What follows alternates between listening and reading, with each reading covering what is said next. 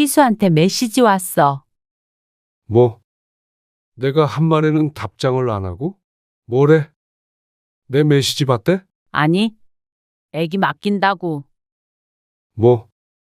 잠깐 전화 들어온다. 여보세요? 엄마. 내 카톡 봤어? 그러는 너는 아빠가 보낸 카톡 봤어? 봤지. 근데 내가 급해가지고. 근데 엄마한테 카톡할 시간은 있고 아빠한테 대답할 시간은 없었어? 그게 아니라 약속이 급하게 잡혀서 애기 좀 맡겨야 해서. 오늘 이야기 속 주인공은 60세 강미양 씨입니다. 그리고 그녀의 자식들에 관한 이야기이죠. 강 씨는 자식들의 이기적인 태도가 지긋지긋했습니다.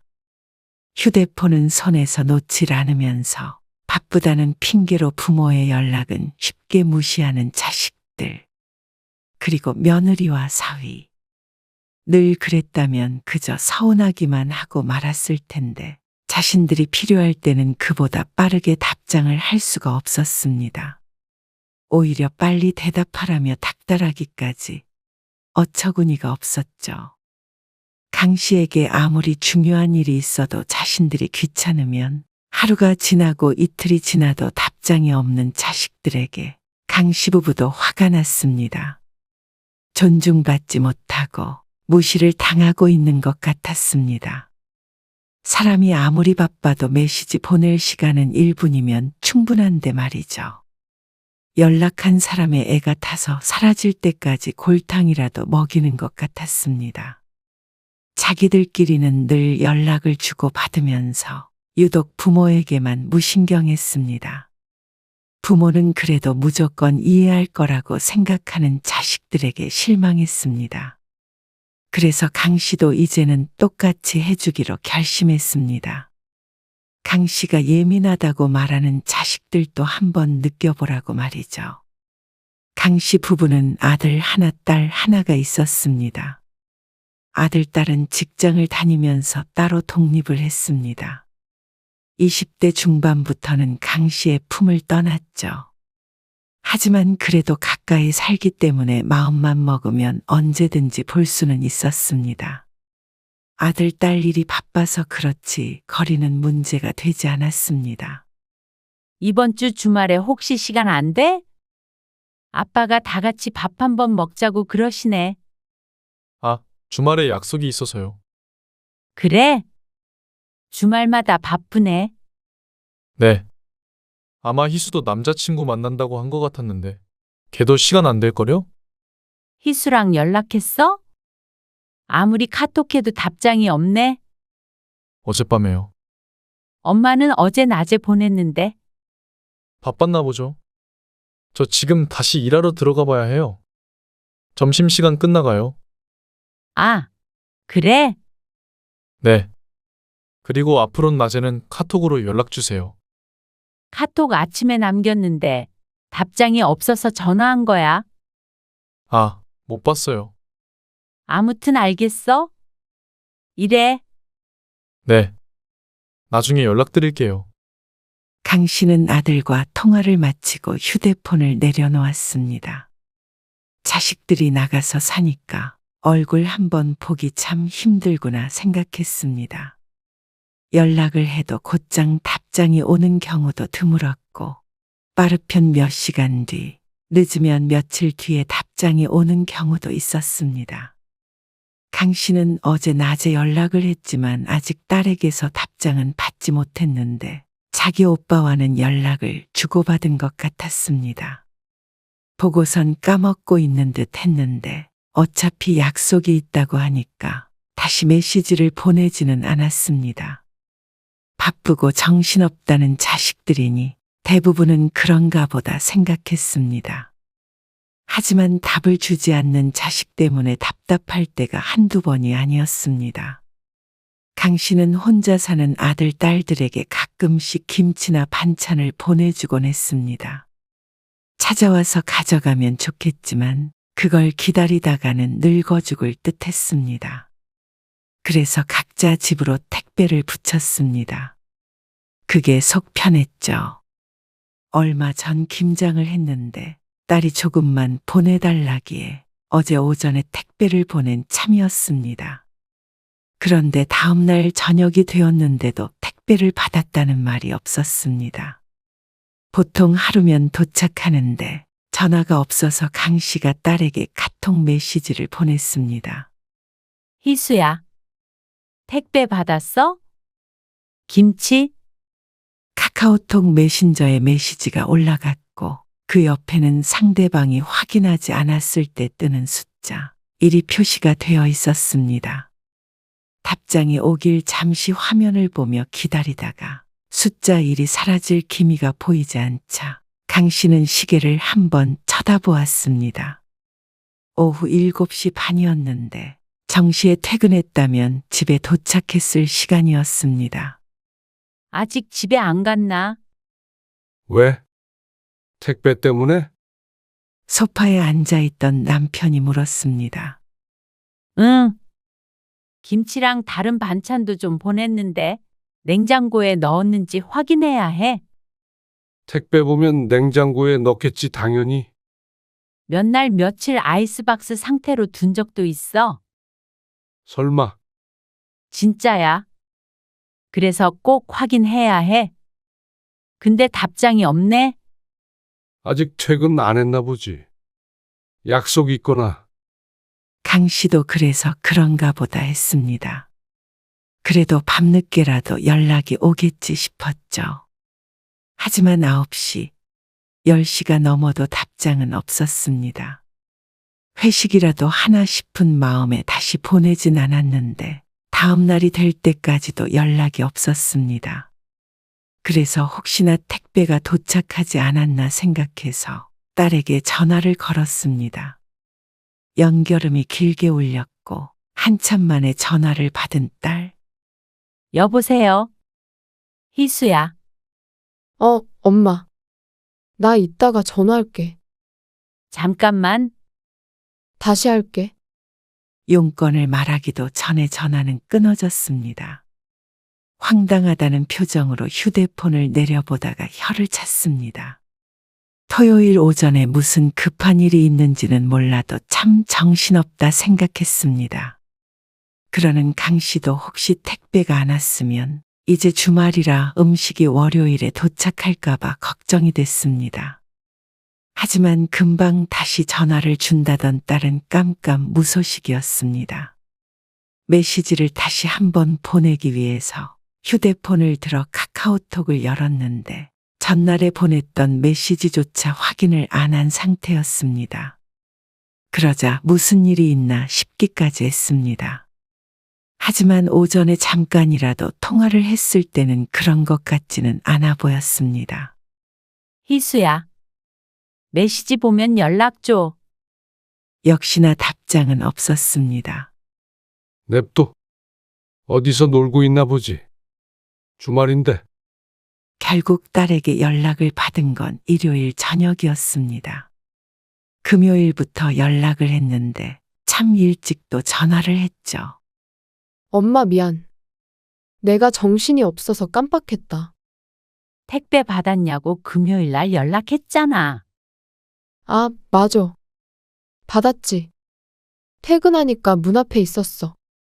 그러면 처음 연락한 날에 받았단 말이었습니다. 냉장고에 넣어놨어? 넣어놨지. 근데 왜 답장을 안 준 거야? 안아중에 해야지 했는데 까먹은 거야. 딸의 대답에 강 씨는 한숨을 내쉬었습니다. 어쨌거나 택배도 잘 받았고 냉장고에도 넣어놨다고 하니 용건은 끝이었습니다. 틀어진 일은 없었지만 이틀 동안 강 씨만 답답했을 뿐이었습니다. 알았어. 답장 좀 제깍제깍해? 응, 하나만 보내면 되잖아. 아이고, 알았어. 딸은 귀찮다는 듯이 대답하고 전화를 끊었습니다. 끊고 나서 다시 딸과의 대화를 보니 메시지 옆에 떠 있는 숫자 1은 여전히 그대로였습니다. 아직까지도 메시지를 읽지 않았다는 뜻이었습니다. 답장을 하려고 했다는 걸 보니 연락이 왔다는 건 알고 있었던 것 같은데 끝까지 메시지를 눌러서 확인하지 않은 모양이었습니다. 그런 딸이 이해가 가지 않았습니다. 누군가에게서 연락이 오면 일단은 보고 필요한 일이라면 답장을 하는 게 상식적이라고 생각했는데 무슨 이유에서인지 딸은 그러지 않았죠. 바쁘긴 강 씨도 마찬가지였습니다. 김치를 해서 택배를 보내는 것도 다 시간을 내는 거고 메시지를 보내는 것도 1분이든 2분이든 내 시간을 쓰는 것이었는데 말이죠. 딸에게 물으면 자신은 원래 메시지 확인을 잘 안 한다고 했습니다. 강 씨의 연락뿐만이 아니라 다른 사람들의 메시지도 나중에 답장을 한다고 말이죠. 그래서 별게 다 귀찮다 싶었는데 딸만 그런 것이 아니었습니다.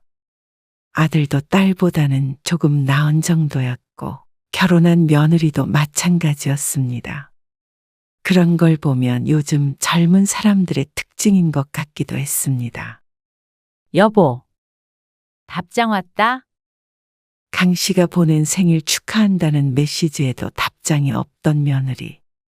분명히 메시지는 아침에 보냈는데 답장은 저녁 늦게 도착했습니다. 감사합니다. 내 글자를 받는 데까지 한참 걸렸습니다. 딸도 그렇기에 며느리도 휴대폰 확인을 잘 안 하나 싶었습니다. 그런데 2달쯤 뒤 명절에 보니까 그렇지도 않았습니다. 선영이는? 방에 있어요. 저녁 먹어야지. 잠깐만요. 저녁을 먹으려고 며느리를 부르러 방에 들어간 아들이 오지 않자 강 씨가 작은 방으로 향했습니다. 문이 열려 있었고 며느리도 아들도 침대에 걸터 앉아서 휴대폰을 들여다보고 있었습니다. 밥 먹자. 아, 네. 지금 나갈게요. 그제서야 엉덩이를 떼는 아들과 며느리. 나오면서도 여전히 손에는 휴대폰을 붙들고 있는 상태였습니다. 식탁에 앉아서도 말이죠. 이런 걸 보면 다들 똑같았습니다. 다음 날 아침에 오기로 되어 있는 딸도 이랬습니다. 이러니 강 씨가 서운한 것이었습니다. 핸드폰은 한시도 떨어뜨려 놓지도 않고 늘 들여다보고 있으면서도 답장도 제때제때 안 하는 요즘 젊은 사람들이 말이죠. 그러던 어느 날이었습니다. 며느리에게 메시지를 보냈는데 답장을 못 받았다는 남편. 뭐라고 보냈는지 아침 내내 썼다 지웠다를 반복하더니 한참 만에 보낸 메시지였습니다. 그 모습을 보고는 강 씨가 고개를 저으며 웃었던 것이 벌써 몇 시간 전이었습니다. 바쁜가 보지.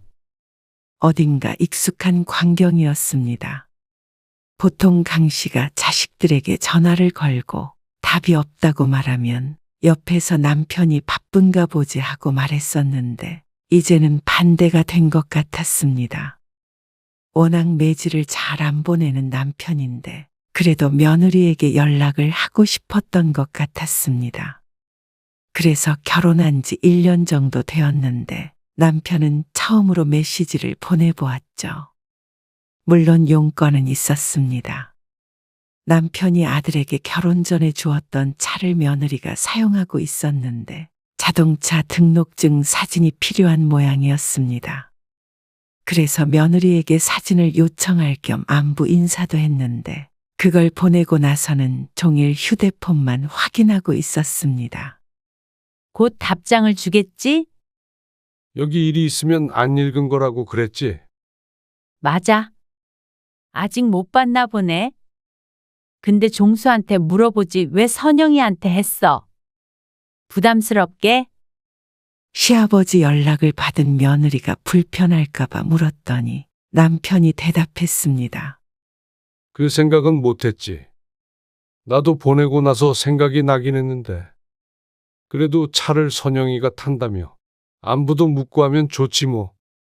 답장 오면 더 보내지 말어. 아이고 나도 알아요. 그런데 한참 있다가 남편이 또 물었습니다.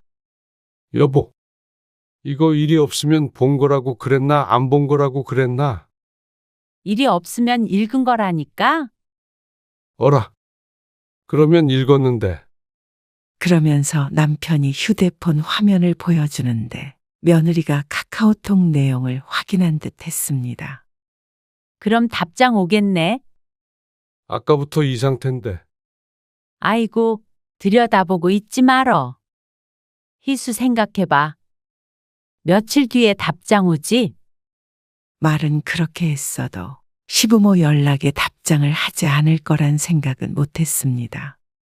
그런데 또 몇 시간이 지나도 남편은 며느리로부터 답장을 받지 못했습니다. 읽었는데도 답을 안 주는 며느리 때문에 남편은 의아한 눈치였습니다. 사진만 찍어서 보내주면 되는데. 무슨 며칠 뒤에 답장을 해. 생각을 하고 답변을 줘야 하는 것이 아닌데 왜 답장이 없나 싶은 것 같았습니다. 강 씨도 그 생각에 동의했습니다. 자식들에게 강하게 말을 안 했다 뿐이지 몇 번 언급한 적도 있었지만 고쳐지지는 않았습니다. 남편이 참다 못해 메시지를 하나 더 보냈습니다. 강 씨가 말렸지만 읽어놓고도 대답을 하지 않는다며 조금 화가 난 것 같기도 했습니다. 별거 아닌 내용이긴 하지만 그래도 길든 짧든 답장은 해야 하는 거 아니냐고 말하는 남편의 목소리가 낮게 가라앉아 있었습니다.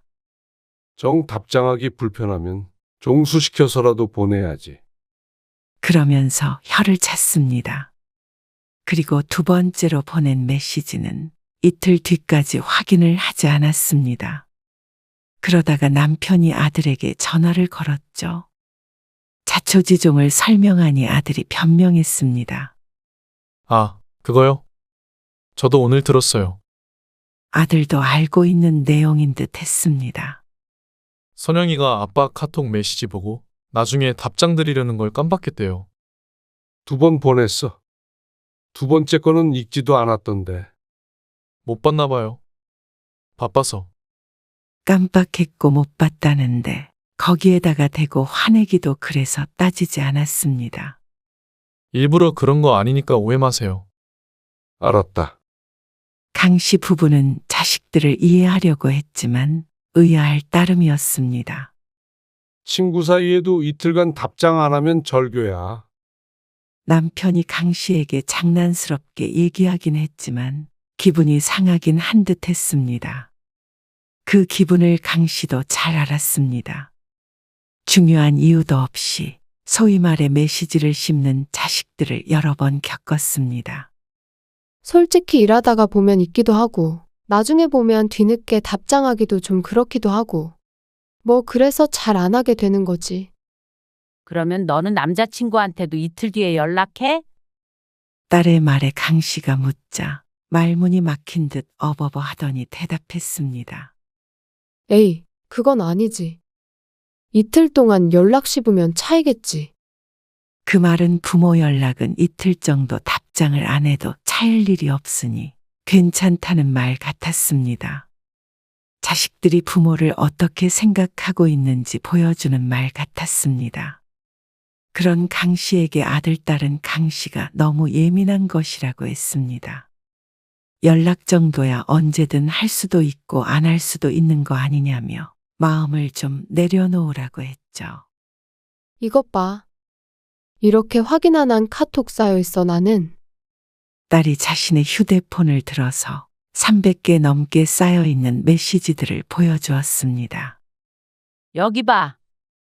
확인한 것들도 있네.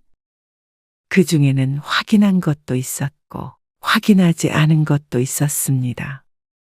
결국엔 선택적으로 확인하고 답장을 하는 것이었습니다. 그러자 딸이 민망한 듯 휴대폰을 감추었습니다. 강 씨가 그런 딸을 흘겼지만 딸의 말처럼 자식들 답장에 연연하면 자신들만 손해인 것 같았습니다. 그러니 좀 내려놓고 살아야겠다 싶었죠. 그러다 딸도 결혼을 했고 곧 아이를 낳았습니다.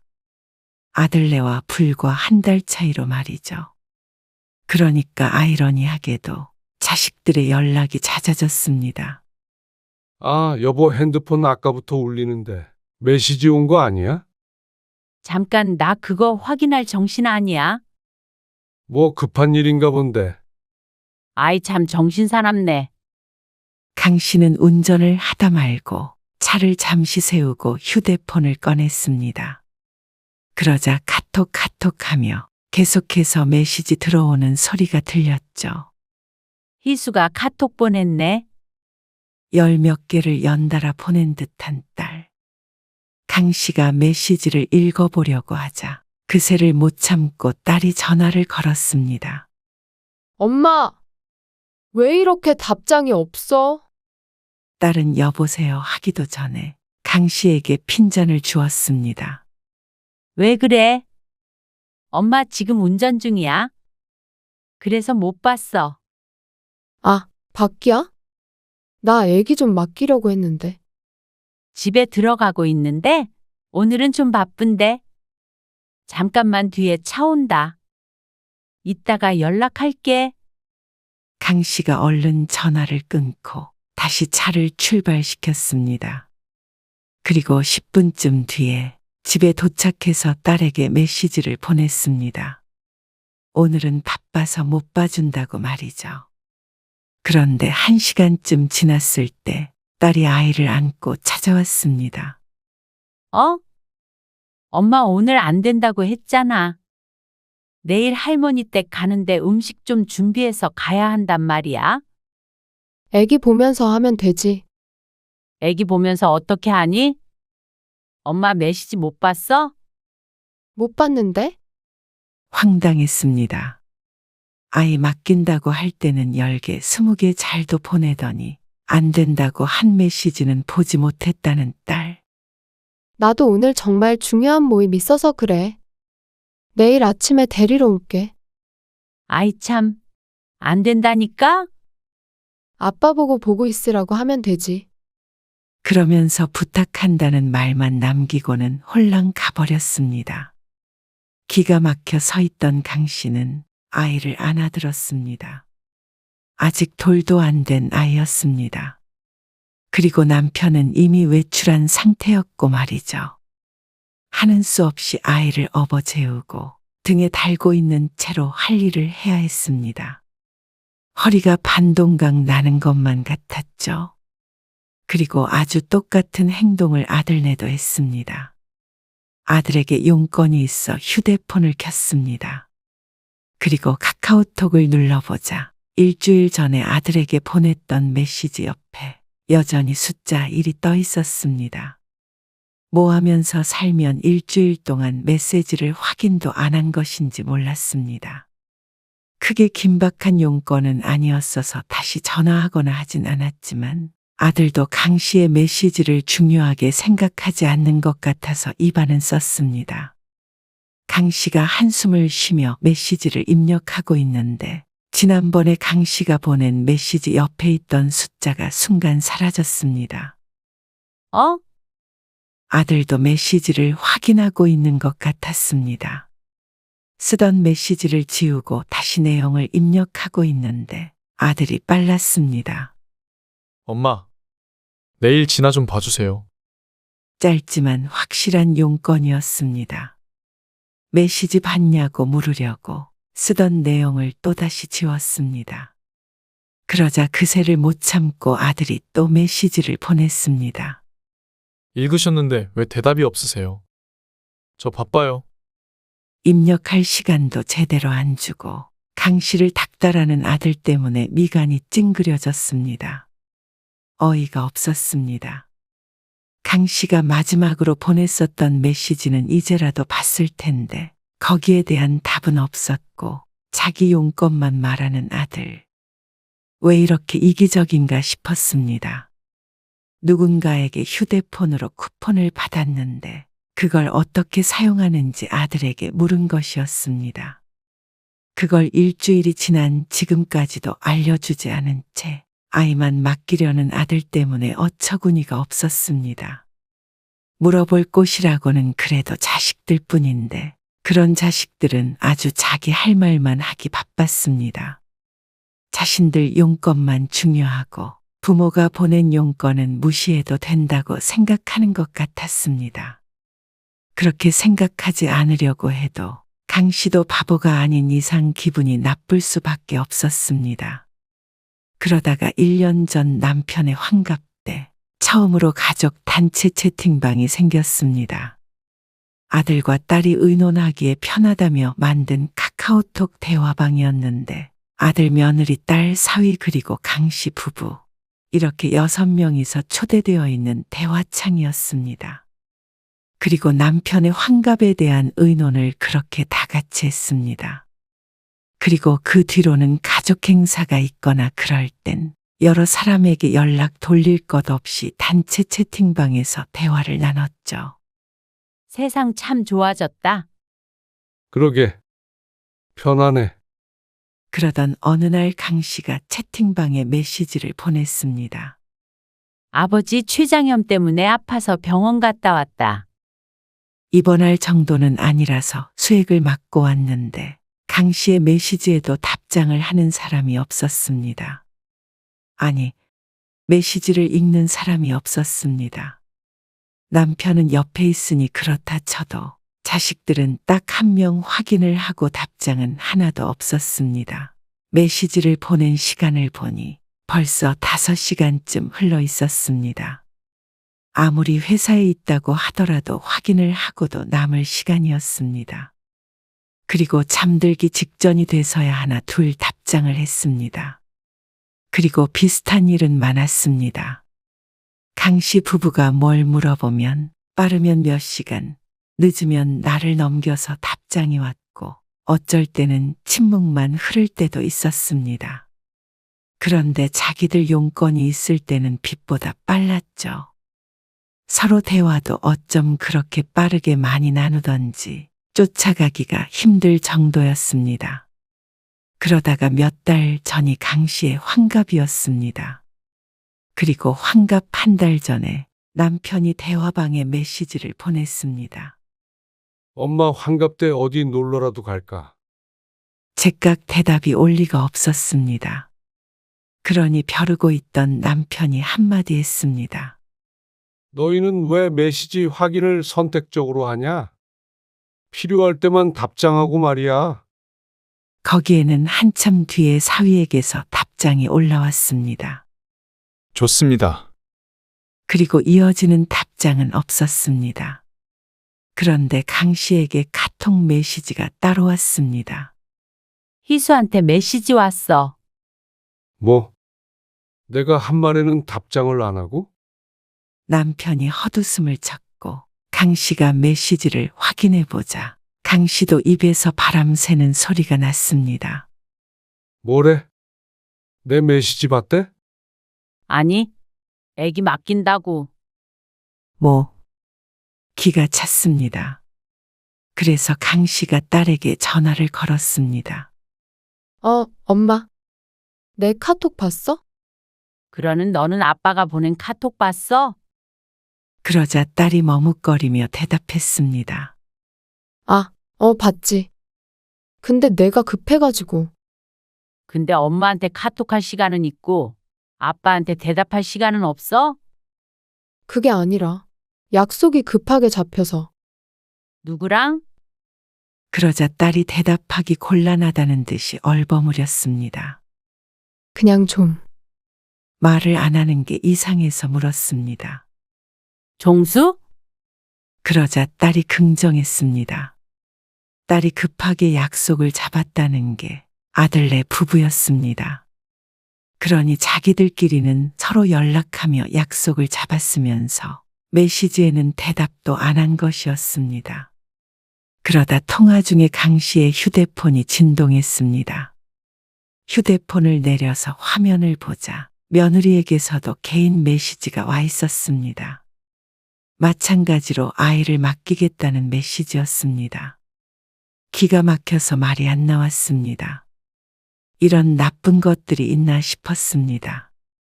메시지 가지고 뭘 그러냐, 별거 아닌 일에 예민하게 굴지 말아라.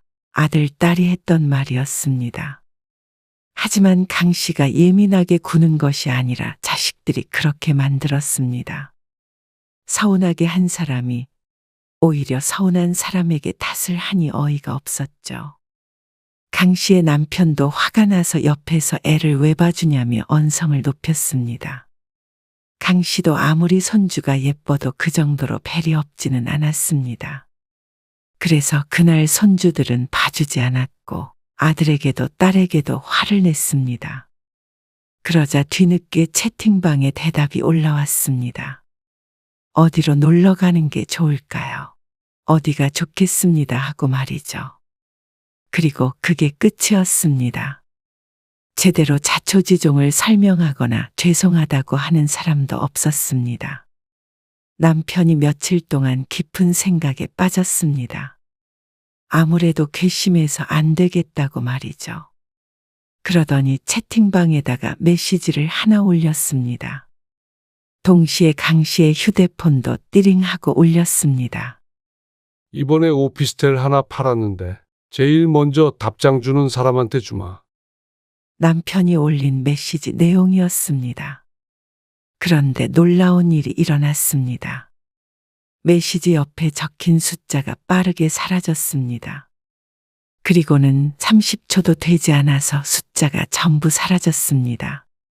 아들, 딸, 며느리, 사위 모두가 그 짧은 시간 안에 메시지를 확인한 것이었습니다. 아빠, 아버지, 무슨 말씀이세요? 증여하신다고요? 너도 나도 바쁘게 메시지를 보내왔습니다. 그 모습을 보니 웃음이 터져나왔습니다. 자기들이 이득을 얻는 일이면 누구보다도 빠르다고 생각했습니다. 그러니 여태까지는 바빠서 확인을 못했다. 정신이 없었다. 메시지가 온 줄 몰랐다 하며 늘어놓던 변명은 다 거짓이었습니다.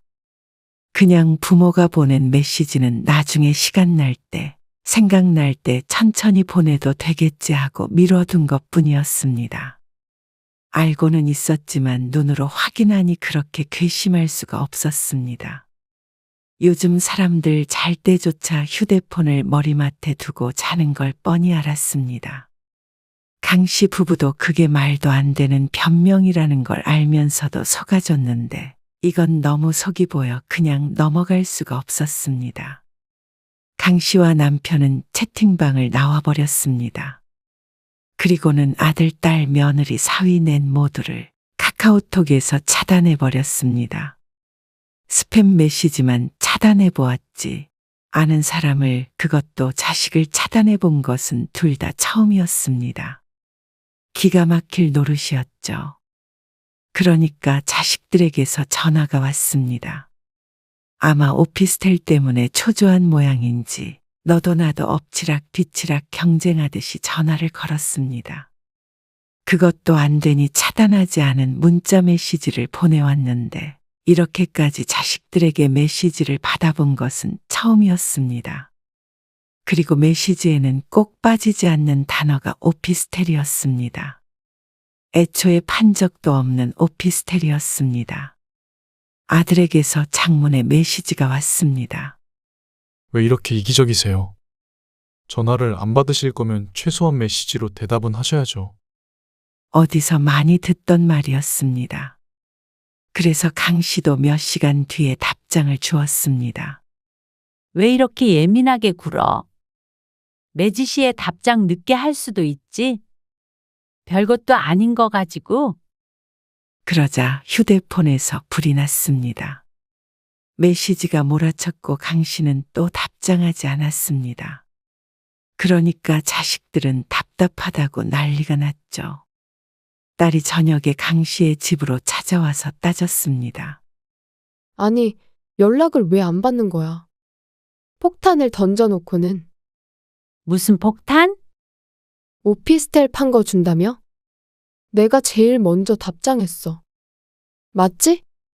아니, 그런데 도대체 왜 전화도 안 받고 대답도 안 해? 사람 미치게. 왜 찾아오게 만들어?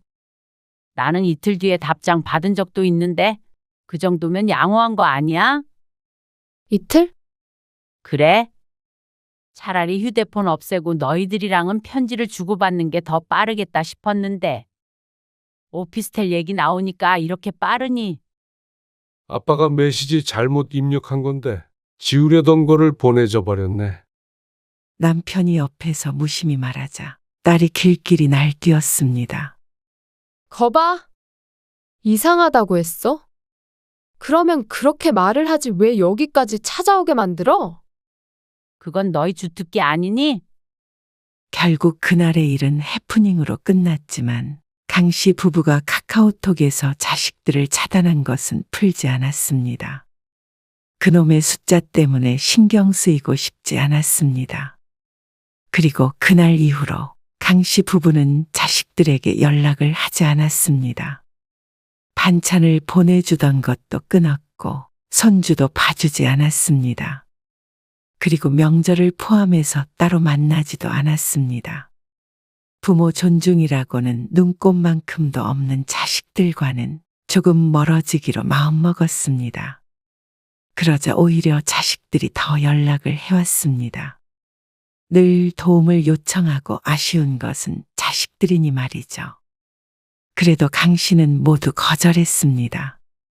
그래 보았자 알아주지도 않는데 자식들 위해서 시간 쏟고 노력하고 싶지 않았습니다. 우리도 애들 연락에 집착하지 말고 우리나 신경 쓰자. 자식에 대한 신경을 끊자 훨씬 마음이 편해졌습니다. 자식들에게 쏟던 정성으로 차라리 남편과 서로를 챙기기로 했습니다. 강 씨의 남편도 마찬가지였죠.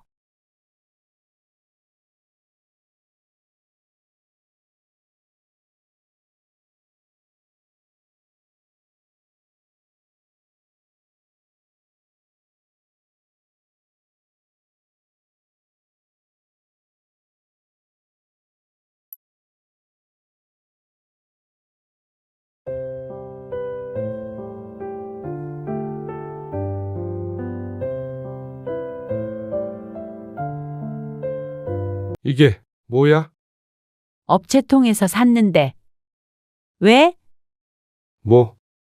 무슨 업체? 제사상 차려주는 업체 있어. 이걸로 어떻게 제사를 지내? 왜 못 지내? 과일도 있고 전도 있고 떡도 있고 있을 거 다 있잖아. 술도 들어있더라. 신기하지? 지금 이게 말이 돼? 당신 정신이 내 정신이 왜? 빨리 다시 만들어. 있는 걸 왜 또 만들어? 요즘 세상 참 좋아졌더라고. 솔직히 이 돈이면 진짜 싼 거야. 이거 다 장 봐서 음식하려면 돈 더 많이 들어. 나는 모르겠다. 당신이 책임져. 당신이 내 맘대로 해도 되는 거라며? 아, 그게 그 소리야? 진짜 어머니랑 형님이랑 다 오시면? 끔찍하다. 오늘 이야기 속 주인공은 63세 박미경 씨입니다. 그리고 그녀의 남편과 시집에 관한 이야기입니다. 박 씨는 최근에 큰 사고를 쳤습니다. 박 씨의 주변 사람들은 웃었고 시집 식구들은 뒤집어졌습니다. 원치 않게 제사를 물려받게 된 박 씨가 더 이상은 못하겠다는 마음에 저지른 일이었습니다. 제사를 물려줬다면 주관하는 집이 마음대로 해도 되는 게 아닌가 싶었습니다. 음식을 몇 가지를 준비하건 또 어떻게 준비하건 말이죠. 하지만 득달같이 달려드는 시집 식구들과 뒷목을 잡는 시어머니, 그리고 남편마저도 박 씨의 편이 아니었습니다. 제사를 제대로 정성껏 지내라며 난리를 치는 사람들을 보자니 참 우스웠습니다. 제대로 지내라는 말을 누가 누구한테 하는 건지 몰랐습니다. 그러면서 남편은 시집 식구들에게 사과를 하라고 종용했습니다. 하지만 수십 년 남의 집 제사를 지내주는 건 박 씨인데 자신이 왜 사과를 해야 하는지 몰랐습니다. 예전에는 그렇게 살았는지 몰라도 나이 60이 넘었는데 이제와 도대체 무서울 게 무언가 싶었습니다. 무서웠던 시어머니지만 이제는 자신도 시어머니였습니다. 그리고 남편의 말도 박 씨에겐 더는 위협이 되지 못했습니다. 그래서 박 씨는 제사를 제대로 지내는 대신 없애기로 마음먹었죠. 박 씨는 사남매 중 셋째인 남편과 결혼을 했습니다. 그리고 아이 둘을 낳고 평범한 가정을 이뤘습니다. 박 씨의 시부모님은 평생을 시골에서 지내오신 분들이었습니다. 가부장적인 시아버지와 그리고 순종적인 시어머니. 박 씨 부부가 다른 지역에서 살았으니 망정이지 혹시라도 가까이에서 지냈다면 피가 말라 죽었을지도 몰랐습니다. 이게 전부 다 준비한 거야? 왜요? 음식 가짓수가 부족한 것 같은데 뭐가 이리 부실해? 아, 그게 고사리 상계 상태가 안 좋아가지고 나물 2가지 뺐는데 뭐야? 여편네가 미쳤구만. 혀를 차는 시아버지를 시모와 큰동서 그리고 박 씨가 숨죽여 바라보고 있었습니다. 그리고 곧 불호령이 떨어졌습니다. 상태가 안 좋으면 다시 사왔어야지. 그저 꼼수나 부릴 생각만 하지. 아무튼간 생각이라고는 없어. 호통의 대상은 시어머니였지만 그 밑으로 줄줄이 함께 듣는 욕이었습니다. 처음 시집 와서는 이런 분위기에 크게 놀랐습니다. 시아버지가 호통을 쳐도 아무도 변명하는 사람이 없었고 손 모으고 듣고만 있었습니다. 반박이라도 했다가는 더 큰일이 난다는 듯이 말이죠. 그리고 박 씨는 그런 분위기에 빠르게 적응해야만 했습니다. 남편과 결혼을 해서 이곳에 며느리가 된 이상은 선택권이 없었죠. 큰동서와 박 씨, 그리고 시어머니. 3명의 여자는 제사를 지내는 내내 부엌을 나오지 못했습니다. 결혼하고 처음 치러보는 제사에 박 씨는 도망치고 싶었습니다. 물론 머릿속으로만 그랬고 겉으론 순종했죠. 지금이야 많이들 제사를 없애거나 간소화하기도 하고 며느리가 목소리를 높이기도 하는 사회 분위기이지만 당시엔 그러지 않았습니다. 물론 핑계일 수도 있겠지만 적어도 박 씨는 그러질 못했습니다. 남편의 힘들었지 그 한마디에 아니야 괜찮아 하고 말았죠. 그렇게 지내온 세월이 30년이 넘었습니다. 지긋지긋한 세월이었습니다. 재밌고 좋은 일도 30년간 했다면 힘들고 지겨웠을 텐데 싫기만 한 일을 30년 넘게 했다고 생각하면 스스로에게 박수를 쳐주고 싶었습니다. 명절까지 포함하면 1년에 5번이었습니다. 거진 2달에 1번꼴로는 해야 하는 노동이었습니다. 하지만 박 씨는 제사를 지내느니 차라리 벽돌을 나르는 게 나았습니다. 그러면 일당이라도 받으니 말이죠. 고생은 고생대로 하고 얻는 것은 질타밖에 없는 일이었습니다. 시어머니가 살아계시니 박 씨가 60이 넘은 지금까지도 그랬습니다. 하는 일 없이 잔소리만 하는 시집 식구들도 한몫했죠. 시아버지는 10여 년 전에 돌아가셨습니다. 박 씨는 시아버지가 돌아가시면 좀 덜할 줄 알았습니다. 어쩌면 제사가 사라질지도 모른다는 생각까지 했었습니다. 수십 년간 고생한 건 시어머니도 마찬가지였고 늘 시아버지 등살에 괴로워했던 분이니 그럴 수도 있을 것 같았습니다. 하지만 착각일 뿐이었습니다. 아이고, 허리도 아프고 이것도 몇 년이나 더 할 수 있을지 모르겠다. 시아버지 첫 제삿날이었습니다. 그리고 이 말은 한참 전부터 들어왔던 말이었습니다. 그래서 당시에 박 씨도 그렇고 큰동서도 그렇고 혹시나 하는 마음이 있었습니다. 너희 시아버지 제사는 특별히 신경을 더 써야 해. 살아생전 얼마나 까다로운 양반이었냐. 하늘에서도 음식이 이게 뭐냐고 할 사람이야. 하지만 그저 1년의 제사가 하나 더 늘었을 뿐이었습니다. 내년부터는 그래도 전이라도 몇 가지 줄이자. 힘들어 죽겠다. 정말로 줄이실 거예요? 생각해봐야지. 너희도 힘들잖냐? 힘들죠. 그래도 어쩌겠냐? 제사인데 한숨을 쉬는 시어머니를 그러면 그렇지 않은 눈길로 쳐다보았습니다. 그러고는 박 씨는 시어머니 모르게 눈을 지그시 감고 고개를 절레절레 흔들었습니다. 시어머니는 힘들다 힘들다 하면서 한결같이 제사에 정성을 쏟았습니다. 어머님, 가족들도 많지 않은데 음식이 너무 많은 것 같아요. 오히려 더 많이 하면 많이 했지. 절대로 줄어들지 않았죠. 큰 시누이는 사업 때문에 필리핀으로 이민을 갔고 큰 동서는 최근에 제사에 잘 참여하지 않았습니다. 아이들도 바빠서 오질 못하니 사실상 오는 사람들은 오히려 줄었죠. 그래도 뭐든 부족하게 하면 안 되는 거야. 특히나 제사상은 시어머니는 이제 꼭 시아버지와 같은 말을 했습니다. 평생 그렇게 살아오면 일이 되는 모양이었습니다. 박 씨도 나중에 이렇게 될까 싶었지만 어차피 남편이 둘째 아들이라 제사를 물려받을 일은 없어 보였습니다. 아주버님은 왜 또 혼자 오셨어? 큰 동서가 이번에도 오지 않자 남편을 조용히 불러 물었습니다. 지난 제사에도 몸이 아프다며 오지 않았는데 이번에 박 씨가 연락해 보니 상황을 봐서 오겠다는 애매한 대답만 했던 큰 동서였습니다. 그런데 또 아주버님만 왔습니다. 아침 일찍부터 와서 음식 준비를 하고 있었던 박 씨가 억울할 만했죠. 형수님도 곧 오신대.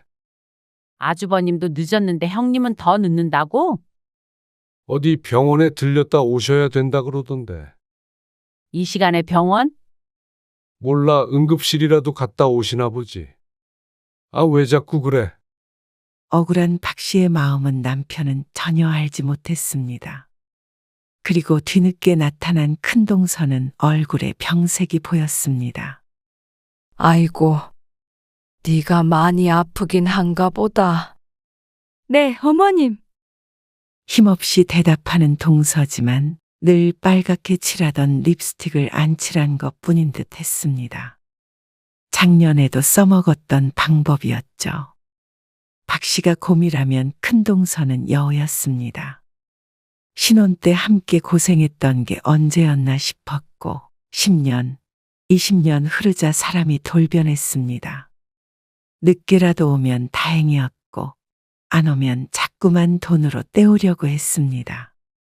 하지만 시누이들이 10만 원씩 준다면 동서는 15만 원을 내는 시기였습니다. 그마저도 박 씨가 갖는 돈도 아니니 돈은 상관이 없었습니다. 시모는 점점 연로해지니 그나마 팔팔한 박 씨가 음식을 도맡아 해야 하는데 일꾼 2명 중 하나가 사라지면 나머지가 그 짐을 전부 짊어져야 하는 법이었습니다. 그래서 박 씨와 큰 동서와의 사이는 미묘하게 실금이 가 있었습니다. 그리고 그 금을 완전히 깨주는 계기는 시아버지가 가지고 있었던 재산이었습니다. 아버님 앞으로 땅이 있었어? 있었지. 예전에 할아버지가 사시던 데인데. 근데 그걸 아주버님한테만 몽땅 주셨다고? 당신 그거 알고 있었어? 아버님 돌아가시기 전이라는데? 알고 있었지. 뭐? 남편의 태어난 대답이 황당하기 짝이 없었습니다. 크지 않다고는 하지만 그래도 1억 정도는 하는 모양이었습니다. 그걸 자식들에게 나눠준 것도 아니고 돌아가시기 전에 큰아들에게 증여를 했다고 했습니다. 시누이와 시어머니가 대화하는 걸 우연히 듣지 않았더라면 쭉 모르고 지냈을 것이었죠. 근데 당신은 달라고 안 해봤어? 그 말에 남편이 오히려 황당하다는 반응이었습니다. 아버지가 그렇게 하신다는데 내가 뭐라고 그래. 누나도 별말 안 하는데. 아니, 근데 왜 나한테는 말 안 한 건데? 그게 당연한 거면 그러자 남편도 잠시 말문이 막혔습니다. 알면 당신 속 쓰릴까봐 그랬지. 속이 쓰릴 걸 알고 말을 안 했다면 그게 잘못됐다는 걸 당연히 알았단 말이었습니다. 왜 이렇게 속 편하게 말하고 있는지 이해가 안 갔습니다. 그런데 남편은 형님은 맏아들이기에 차남인 우리가 이해를 해야 한다고 했습니다. 앞으로 형님이 어머니도 모셔야 하고 제사나 이런 것도 형수님이 고생 많이 하시잖아. 뭐 10억도 아니고 1억이면 그 정도 값어치는 하지. 황당했습니다. 그 잘난 형수가 자꾸만 꼼수를 부려서 박 씨가 맏며느리 노릇을 한 지가 벌써 몇 년인데 말이죠. 남편도 남편의 누나도 여동생도 가만히 있는 마당에 며느리가 나서서 따질 수가 없었습니다. 그리고 남편의 말처럼 그 모든 의무를 마지가 한다면 최소한 그 정도 대가는 더 받아가는 게 맞는 것 같기도 했습니다. 하지만 그 의무를 자꾸만 박 씨에게 떠넘기는 동서가 밉게 보이는 건 어쩔 수 없었습니다. 그러던 어느 날이었습니다. 그러게 진작에 병원 다녀오라고 했잖아. 일찍 갔는데 오래 기다려서 그렇지. 아니면 내일 가든지. 형님은 진작에 가서 준비 중인데 우리가 늦으면 되겠어? 처음 늦는 거다. 처음. 진작에 다녀왔으면 안 늦었지. 몸이 안 좋아서 병원에 다녀오느라 출발이 늦었습니다.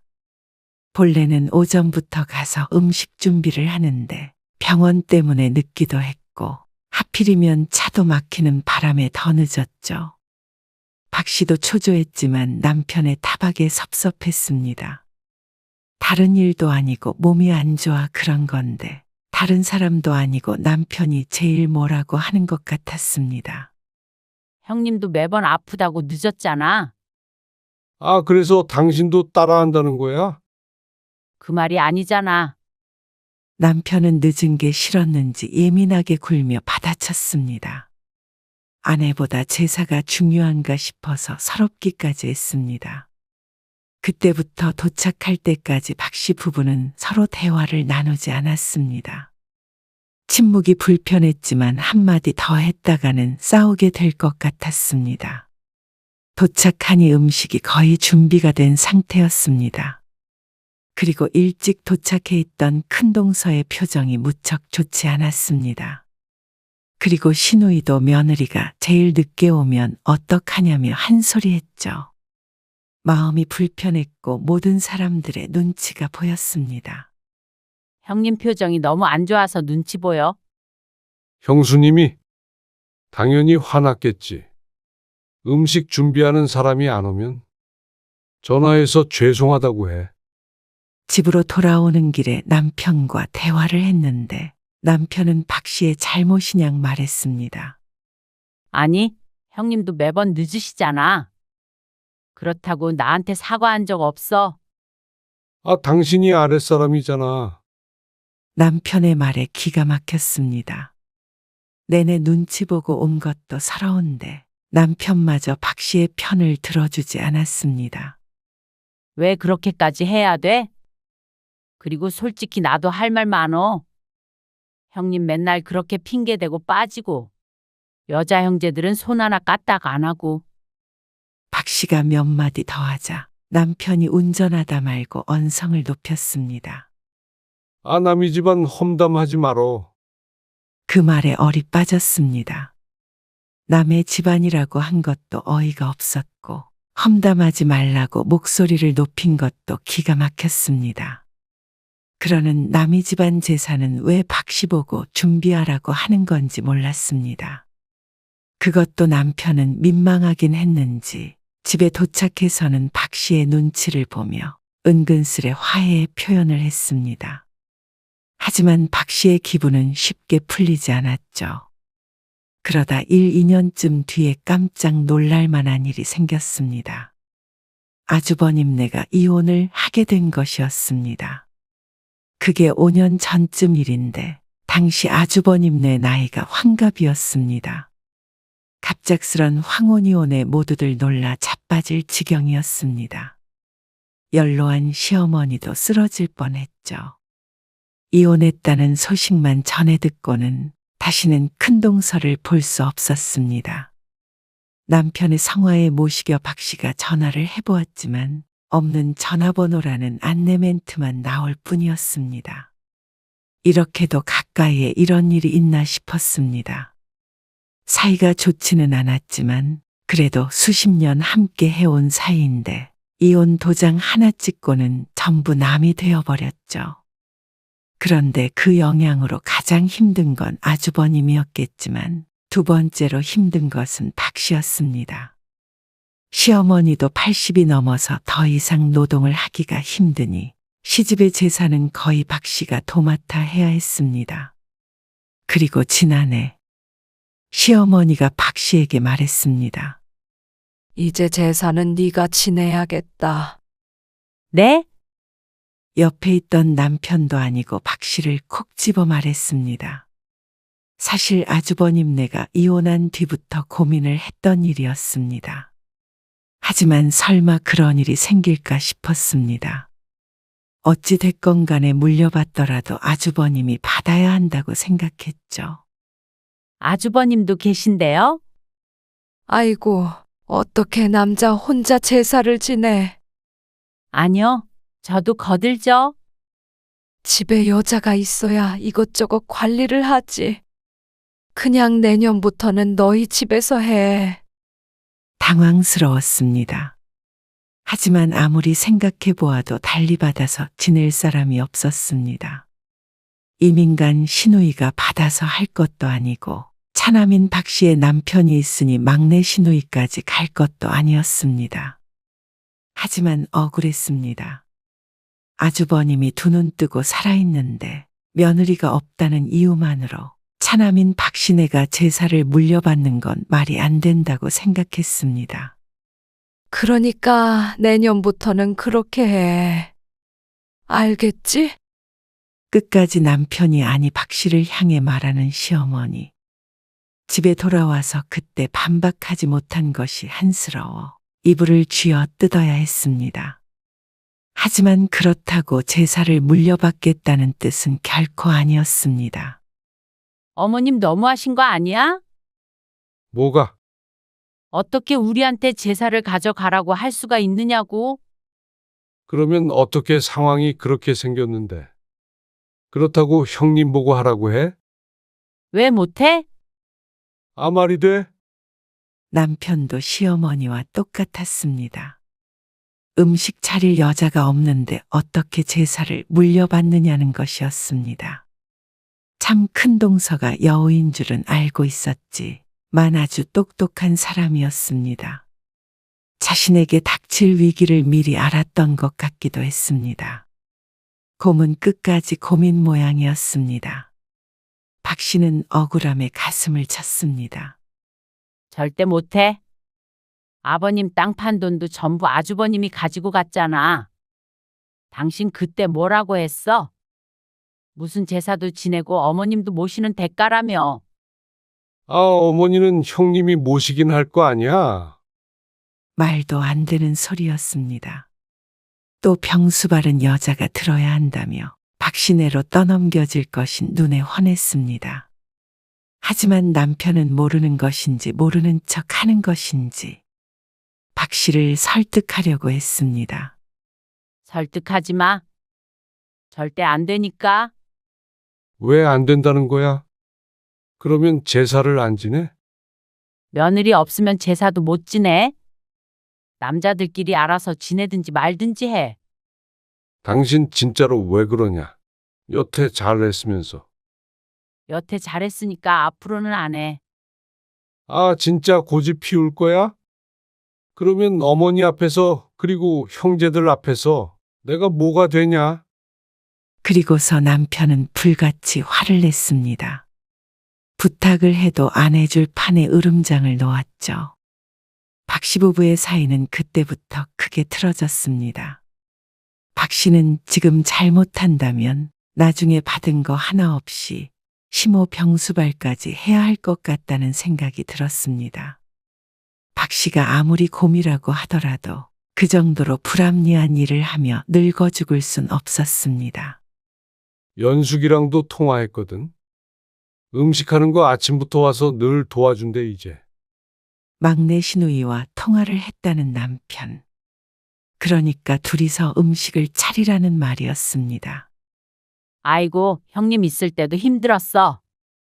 둘이 하든 다섯이 하든. 더는 못해, 정말. 여보, 생각해봐. 제사를 우리가 물려받는다는 건 우리 마음대로 해도 되는 거잖아. 너무 힘들면 음식 종류를 좀 줄여도 되고. 이제부터는 우리 소관인데 누가 뭐라고 하겠어. 어머님도 참견 안 하실 거고 말이야. 속 편한 소리였습니다. 그렇게 될 리가 없다는 것은 박 씨가 수십 년간 체득한 바였습니다. 시어머니도 아무 말 안 할 뿐이 아니었고, 시모가 없더라도 아주버님이고 시누이고 가만히 있을 사람이 아니었습니다. 그러면 그때 그 땅 판 돈은 나 주기라도 한다는 말이야? 물론 주더라도 할 마음은 없었습니다. 그걸 어떻게 도로 달라고 그러냐? 그리고 줄 마음도 없었다는 게 문제지만 말이죠. 일단 제사 받아오고 그 다음엔 당신 마음대로 해. 부엌에서 무슨 일이 있는 줄도 모르는 사람이 뭘 안다고 설득하는 건지 몰랐습니다. 음식만 해서 끝도 아니었고 손님 맞는 게 얼마나 고되고 신경 쓰이는 일인지 자신과는 상관없는 일처럼 굴었습니다. 박 씨의 투쟁에도 불구하고 시어머니가 쓰러지는 바람에 다음의 제사는 박 씨의 집에서 치러지게 되었습니다. 결코 그러고 싶지 않았는데 박 씨를 제외한 모든 사람들이 그걸 원했습니다. 재수 씨, 이거 받아요. 건네지는 흰 봉투를 보아도 전혀 기쁘지가 않았습니다. 봉투에 들어있는 돈은 10만 원. 필리핀에 있는 큰 시누이에게도 10만 원, 그리고 작은 시누이도 10만 원을 주었으니 제사 비용은 30만 원을 받았습니다. 하지만 이걸로는 장보는 비용에만 써도 부족할 판이었습니다. 누구도 박 씨의 노동에 대해서는 말을 하지 않았습니다. 남편의 형제들은 박 씨의 집이 식당이라도 된 듯 와서 돈을 건네고 밥을 얻어먹고 돌아갔습니다. 고생했다는 소리는 빠져 있었습니다. 그리고 제사에 참석을 못하게 되면 은근슬쩍 그 돈도 안 주는 것을 보니 정말로 자기들이 먹은 것에 대한 돈을 낸다는 생각일지도 몰랐습니다. 그런데도 바보 같은 남편은 우리 집에서 손님 대접한다고 이것저것 좋은 음식은 다 사왔습니다. 그러니 30만 원 가지고는 택도 없었고 박 씨도 요리를 하기 위해 하루를 전부 써야 했습니다. 그렇게 한두 번 하자 도저히 이건 아닌 듯 했습니다. 이혼하고 싶은 마음마저 들었습니다. 이렇게 될 줄 알면서도 등 떠밀려 제사를 가져온 스스로를 원망했습니다. 하지만 더 이상 이렇게 곰으로 살고 싶지 않았습니다. 그래서 다음 제사 때는 딸에게 물어 제사상을 업체를 통해 주문을 했습니다. 인터넷으로 39만 원을 결제하니 원하는 날짜에 대략 10인분의 제사 음식을 배달해 주었습니다. 이게 뭐야? 남편의 입이 떡 벌어졌습니다. 남편과 상의도 안 하고 저지른 일이었습니다. 박 씨는 당당하게 대답했죠. 업체 통해서 샀는데. 왜? 뭐? 무슨 업체? 제사상 차려주는 업체 있어. 남편이 헛웃음을 터뜨렸습니다. 이게 도대체 무슨 말인지 이해가 안 되는 모양이었습니다. 이걸로 어떻게 제사를 지내? 왜 못 지내? 과일도 있고 전도 있고 떡도 있고 있을 거 다 있잖아. 술도 들어있더라. 신기하지? 직접 한 것들은 아니었지만 그래도 구색이 잘 맞춰져 있었습니다. 평소 하던 메뉴와는 조금 달랐지만 그게 무슨 상관인가 싶었습니다. 인터넷으로 주문했으니 좀 더 보편적으로 하는 음식이 아닐까 생각하면 이게 더 나았죠. 지금 이게 말이 돼? 당신 정신이 내 정신이 왜? 빨리 다시 만들어. 있는 걸 왜 또 만들어? 요즘 세상 참 좋아졌더라고. 솔직히 이 돈이면 진짜 싼 거야. 이거 다 장봐서 음식하려면 돈 더 많이 들어. 남편은 말문이 막힌 듯 했습니다. 박 씨는 음식들을 제기에 옮겨 담았습니다. 나는 모르겠다. 당신이 책임져. 당신이 내 맘대로 해도 되는 거라며? 아, 그게 그 소리야. 진짜 어머님이랑 형님이랑 다 오시면 끔찍하다. 그리고 남편의 말은 현실이 되었습니다. 숨긴다고 숨겨지는 것이 아니었습니다. 단번에 산 음식이라는 것을 알고는 입을 꾹 다물었습니다. 아니, 이게 무슨 짓이야? 하기 싫으면 싫다고 할 것이지. 아주버님은 언성을 높였고 시어머니는 입을 꾹 다물고 한마디도 하지 않았습니다. 하지만 표정을 보니 적잖이 충격을 받은 것 같았습니다. 제가 요즘 몸이 예전 같지가 않네요. 저도 이제 환갑이 넘었으니까요. 자꾸 병원만 들락거리고 그래서. 신우이도 끝까지 듣지도 않고 혀를 차며 박 씨를 나무랐습니다. 천하의 몹쓸 며느리가 된 순간이었습니다. 그리고 남편은 박 씨의 맞은편에 서서 얼굴이 벌개져 있었습니다. 박 씨 때문에 망신이라도 당한 듯한 표정으로 노려보았습니다. 죄송해요. 그리고는 시어머니에게 남편이 사죄를 했고 시어머니는 고개를 휙 반대편으로 돌려버렸습니다. 그러니 그 화살이 다시 박 씨에게 올 수밖에 없었습니다. 빨리 상나라.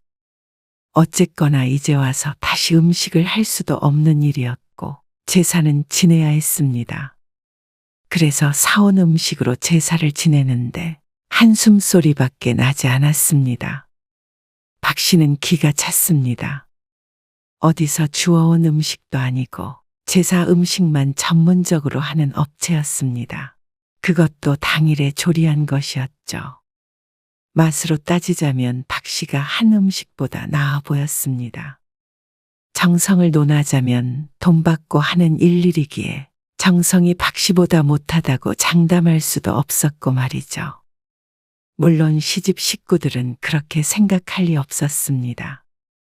그런데 그렇게 음식이 중요하다면 어째서 다른 성씨인 박 씨에게 맡기는지 몰랐습니다. 그래놓고니 이래라 저래라 참 말도 많았습니다. 손님들은 당일에 모두 돌아갔습니다. 시어머니는 아주버님 차를 타고 돌아갔죠. 그리고 박 씨 부부는 또 크게 싸웠습니다.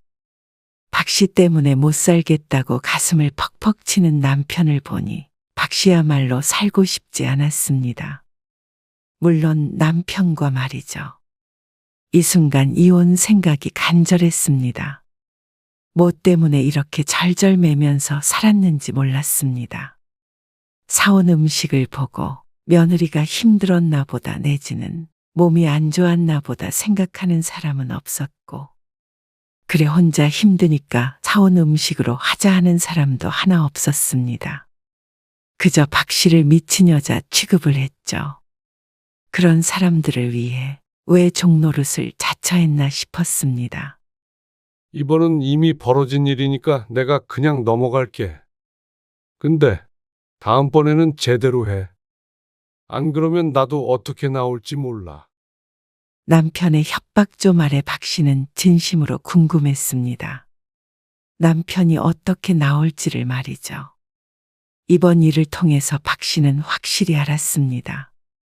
시집 식구들에게 박 씨는 가족이 아닌 도우미 같은 존재라는 걸 말이죠. 며느리의 희생을 통해서 누리기만 하려는 시집 식구들에게 치가 떨렸습니다. 박 씨가 이렇게까지 했는데 자신이 하겠다고 나서는 사람도 하나 없었습니다. 제사를 가져올 때는 아침부터 와서 같이 하겠다던 시누이는 단 한 번도 약속을 지키지 않았습니다. 당연했습니다. 남편조차도 거들지 않는 일을 막내 시누이가 뭐 한다고 도울까 싶었습니다. 박 씨 하나만 입 다물고 하면 되는 일이었습니다. 하지만 뭐 때문에 그래야 하는지 이제는 알지 못했습니다. 이놈의 제사 때문에 고생한 게 한두 해가 아닌데 앞으로 시어머니처럼 80이 넘을 때까지 제사 타령만 하고 있을 생각을 하니 인생이 아깝다는 생각을 했습니다. 1년에 몇 번뿐이지만 그 때문에 스트레스를 받아서 수명이 줄 것 같았습니다. 그리고 다음 명절이 되었을 때 박 씨는 아무것도 하지 않았습니다. 차례 음식을 주문조차 하지 않았습니다.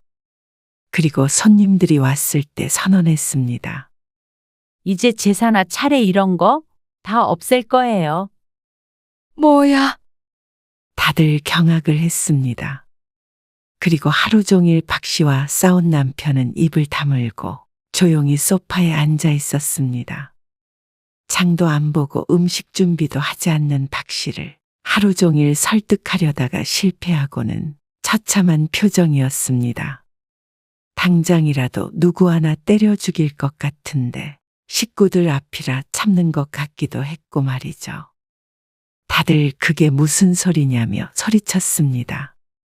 거기에다 대고 박 씨는 아주 태연하게 대답했습니다. 말 그대로예요. 제사 없애기로 결정했어요. 아니, 누구 맘대로? 제 맘대로죠. 마음대로 하라면서 제사 물려주셨잖아요. 네가 뭔데 멋대로 제사를 없앤다 만다 해. 아범도 동의를 한 거야. 시어머니가 남편을 돌아보며 말했지만 박 씨는 어깨를 으쓱했습니다. 왜 아범의 동의가 필요해요? 지난번에 어머님이 제사 저한테 물려주신다고 하시지 않으셨어요? 그리고 음식 준비도 저 혼자 하고 손님 대접도 제가 하고. 근데 아범이 무슨 상관이에요? 물려받은 제가 결정하는 거죠? 아니, 세상에 이런 며느리가 어딨냐. 너 집안 단속을 어떻게 하는 거야? 형님의 호통을 들은 남편은 죄인처럼 고개를 숙였습니다. 말도 안 되는 소리 하지 말어라. 뼈대 있는 집에 제사가 없다는 게 말이 되냐. 아, 꼭 지내셔야 하는 거면 도로 가져가세요, 그럼. 뭐야? 너 진짜 눈에 뵈는 게 없구나. 저한테 주시면 오늘 불어 없앨 거고요. 그게 아니라면 도로 가져가세요. 그리고 앞으로 저는 참석하지 않겠습니다. 진짜 다신 그 입 다물지 못해. 명절 분위기는 엉망진창이었습니다. 식구들이 전부 돌아간 뒤에 남편이 말했습니다. 당장 잘못했다고 빌어. 어머니한테도 그렇고 형님한테도 그렇고. 내가 왜? 왜냐고? 그걸 몰라서 물어? 당신이 이제 제사는 내 마음대로 하라고 해서 음식을 샀더니 뭐라고 하고 이참에 없애자 했더니 또 미쳤냐 그러고. 도대체 내 마음대로 할 수 있는 게 뭐야? 음식 가짓수를 좀 줄이라고 한 거지. 누가 아예 없애래? 그러면 당신이 하던가? 지난번부터 도대체 왜 그러는 거야? 왜 그러는지 알 거 아니야? 이제 이 집 못하겠다. 당신도 나한테 강요한다면 나도 형님처럼 이혼할 거야. 뭐? 이혼? 그래? 형님에 이어서 둘째 며느리까지 없으면 다음은 누구 차례야? 필리핀에서 누나가 오시나? 그러자 남편이 말문이 막힌 듯 했습니다. 정말로 집안이 풍비박산이라도 난 듯한 표정이었습니다. 형제 둘이 줄줄이 이혼을 하면 아주 볼만하다 싶었습니다. 그리고 박 씨는 무섭지 않았습니다. 이제 와서 무서울 게 뭐가 있나 생각했습니다. 며느리로서 칠 수 있는 사고는 다 쳤는데 말이죠. 남편은 이혼 얘기가 나오자 아무 말 하지 않았습니다. 거기까지 갈 생각은 없는 모양이었지만 박 씨는 오히려 이혼이라도 하고 싶은 입장이었습니다. 시집 식구들에게도 정이 떨어졌지만 가장 실망스러운 게 남편이었으니 말이죠. 며칠 뒤 남편이 말했습니다. 제사는 우선 다시 어머니 댁에서 지내기로 했어. 당신도 좀 쉬면서 생각해봐. 곧 죽어도 다시 시키겠다는 말이었습니다. 박 씨는 남편은 이미 글러먹었다는 생각이 들었습니다. 그래서 결국엔 이혼장을 내밀었습니다. 박 씨도 더 이상 시집 식구들에게 이용만 당하고 싶지 않았습니다. 그리고 박 씨를 이용당하게 두고 보기만 한 남편도 같이 끊어버리기로 결심했죠. 제사 때문에 이혼하는 젊은이들이 많은 줄은 알았지만 이 나이에 박 씨가 그렇게 될 줄은 몰랐습니다. 아주버님네가 어떤 사유로 이혼했는지는 모르겠지만 어렴풋이 짐작이 갔습니다. 아주버님은 쓸쓸한 독거노인이 됐지만 박 씨는 확신했습니다. 큰동서만은 아주 잘 살고 있을 것 같았습니다. 남편은 뒤늦게 제사를 없애겠다며 박 씨를 붙잡았지만 이미 끝난 이야기였습니다. 박 씨는 얼마 뒤에 남편과 이혼을 하게 됐습니다. 헛헛한 마음도 있었지만 이제는 괴로운 의무와 의미 없는 시집 식구들 수발에서 해방이라는 생각을 하자니 독립이라도 한 것 같은 기분이 들었습니다. 나이 들어 갈라서는 부부들이 100번 이해가 됐습니다. 박 씨는 이제서야 홀가분해졌습니다.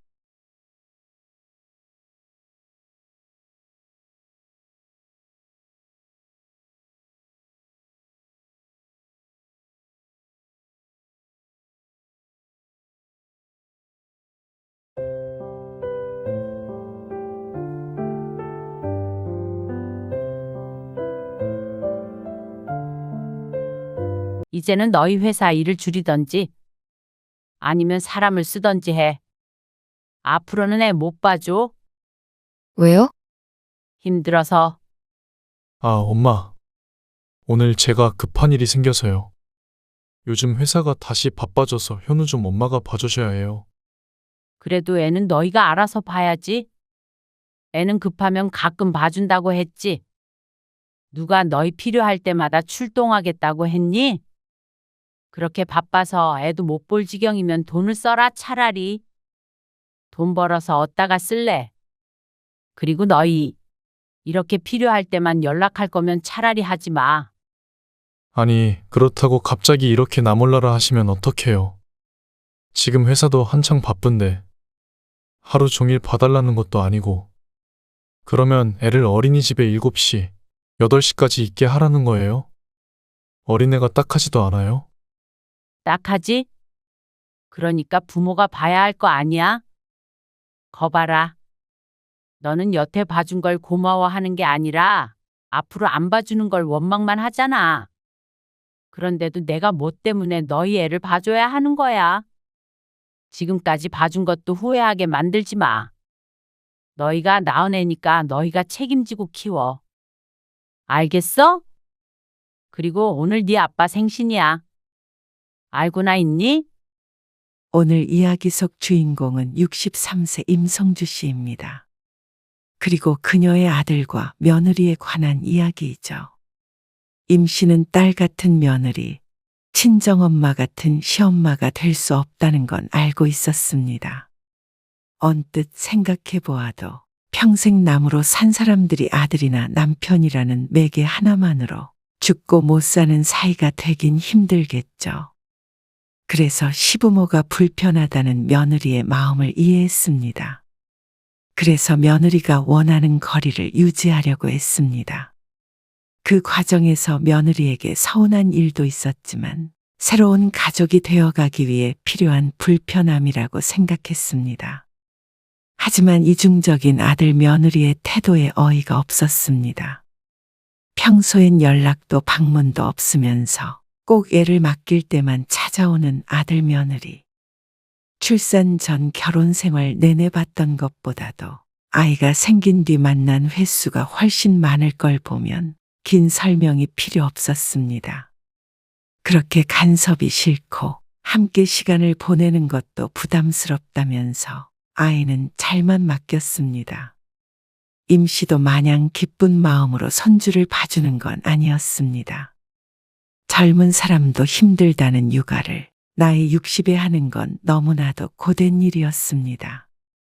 하지만 자식 위해 희생하는 부모 마음을 모르는 아들 며느리를 보자면 전부 무의미한 일처럼 느껴졌습니다. 괘씸한 아들 며느리를 위해 더 이상 힘든 일을 하고 싶지 않았습니다. 임씨는 딸과 아들이 하나씩 있었습니다. 연년생인데 첫째인 딸이 먼저 결혼을 했습니다. 그리고 2해 있다가 아들도 결혼했는데 아들, 딸 모두 아이를 하나씩 낳아서 임씨는 2 아이들의 할머니가 되었죠. 임씨는 자식들이 결혼하기 훨씬 전부터 늘 하던 얘기가 있었습니다. 어쩌다 결혼이나 육아에 대한 이야기가 나오게 되면 임씨가 항상 하던 말이었습니다. 나중에 엄마한테 너네 애기 키워달라고 하지 마. 알겠지? 너무 매정한 거 아니야? 어쩔 수 없어. 다른 건 다 해줄 수 있어도 육아는 시키지 마. 그렇게 농담처럼 말하곤 했습니다. 하지만 진심이 가득 담겨 있었죠. 임씨는 연년생 아이들 2을 정말 힘들게 키웠습니다.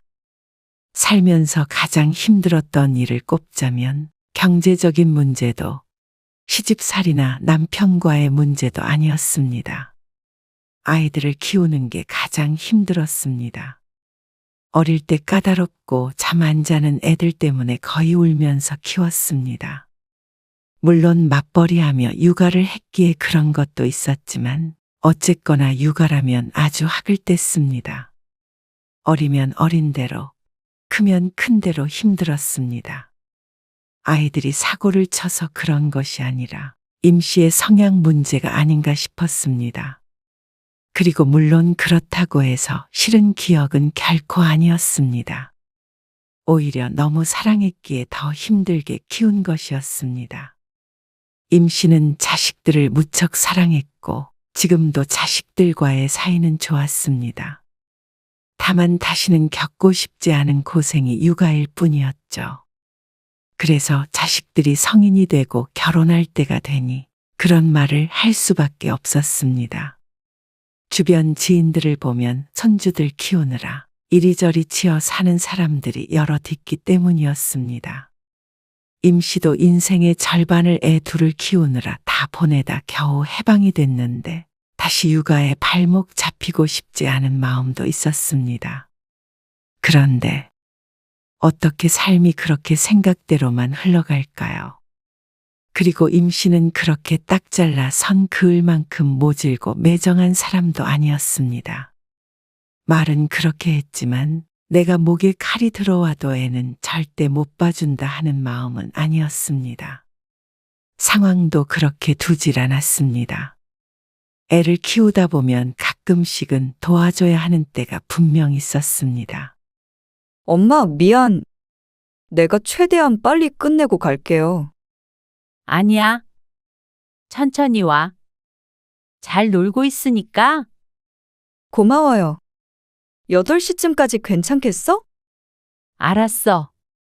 그러면 엄마가 밥 먹이고 씻기고 할게. 응.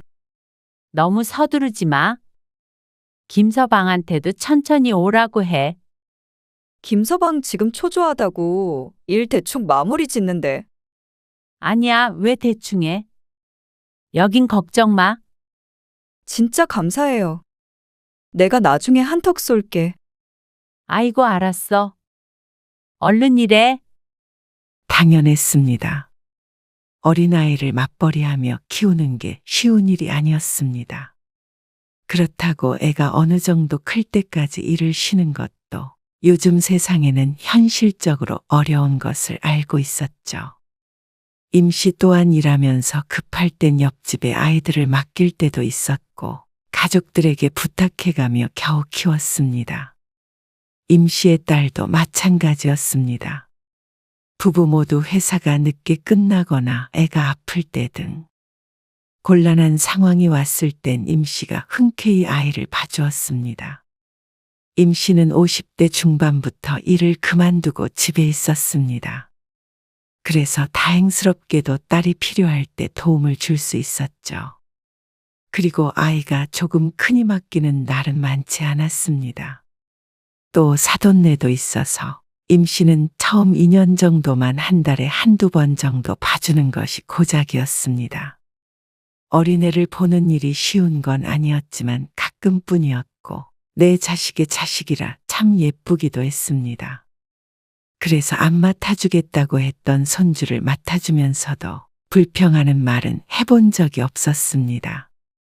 그것 이후로 돈을 받은 적도 없고 말이죠. 얼마 안 있어 아들네도 결혼했고 똑같이 아이를 하나 낳았습니다. 첫째의 아이를 조금 키워주니 곧장 둘째 손주도 생겼습니다. 하지만 상황이 조금 달랐습니다. 같은 맞벌이이고 아이가 하나 있다는 점은 같았지만 말이죠. 장모님이 멀리 계시니까 엄마가 좀 도와주실 거죠?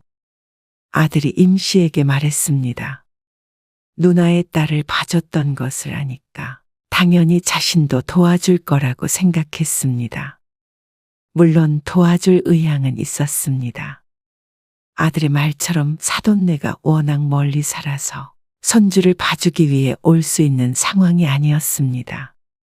그러니 같은 지역에 사는 임 씨밖에는 도울 사람이 없었죠. 현우가 감기 걸려서 며칠 어린이집에 못 가거든요. 감기에? 네.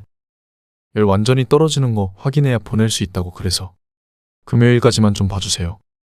제가 아침마다 데려다 놓을게요. 3일씩이나? 좀 부탁드려요. 맡길 데가 달리 없으니까. 그래서 아들은 아이가 태어나고 10개월쯤 뒤에 며느리가 복직을 하자 아이를 맡기러 꽤나 자주 임 씨를 찾아오게 되었습니다. 아들네가 딸처럼만 했다면 충분히 감당할 수 있었을 것이었습니다. 하지만 그렇지도 않았고 무엇보다 중요한 건 며느리와 임 씨의 사이였습니다. 임 씨는 처음에는 며느리가 다소 내성적인 성격이라고 생각했습니다. 말수도 적고 살가움이 적어서 그랬는데 좀 더 겪어보니 내성적이기보다는 아주 개인적인 성격이 강했습니다. 딱 요즘 젊은 사람들의 표본을 보는 것 같았습니다. 참견하는 거 싫어하고 싫은 건 마냥 참지만은 않고 또 어른과 함께 있는 걸 굉장히 불편해했습니다. 단순히 임 씨의 추측은 아니었고 실제로 며느리가 그랬습니다. 다음 달쯤에 너희 누나네 가족이랑 태안에 놀러 가는데 너희도 같이 갈래? 재작년에 가고 못 갔다고 이번에 가자고 그러네. 너무 길게는 힘드니까 1박 2일로만. 태안이요? 주말에 말씀하시는 거죠? 그렇지? 토요일 오전에 가서 일요일 점심쯤 돌아온대.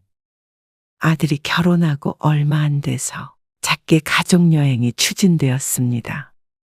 자주 가는 편은 아니었고 2년에 한 번 정도 가까운 국내로 가곤 했는데 아들이 결혼하고는 처음이었습니다. 윤지한테 한번 물어볼게요. 그래. 물어보고 알려줘.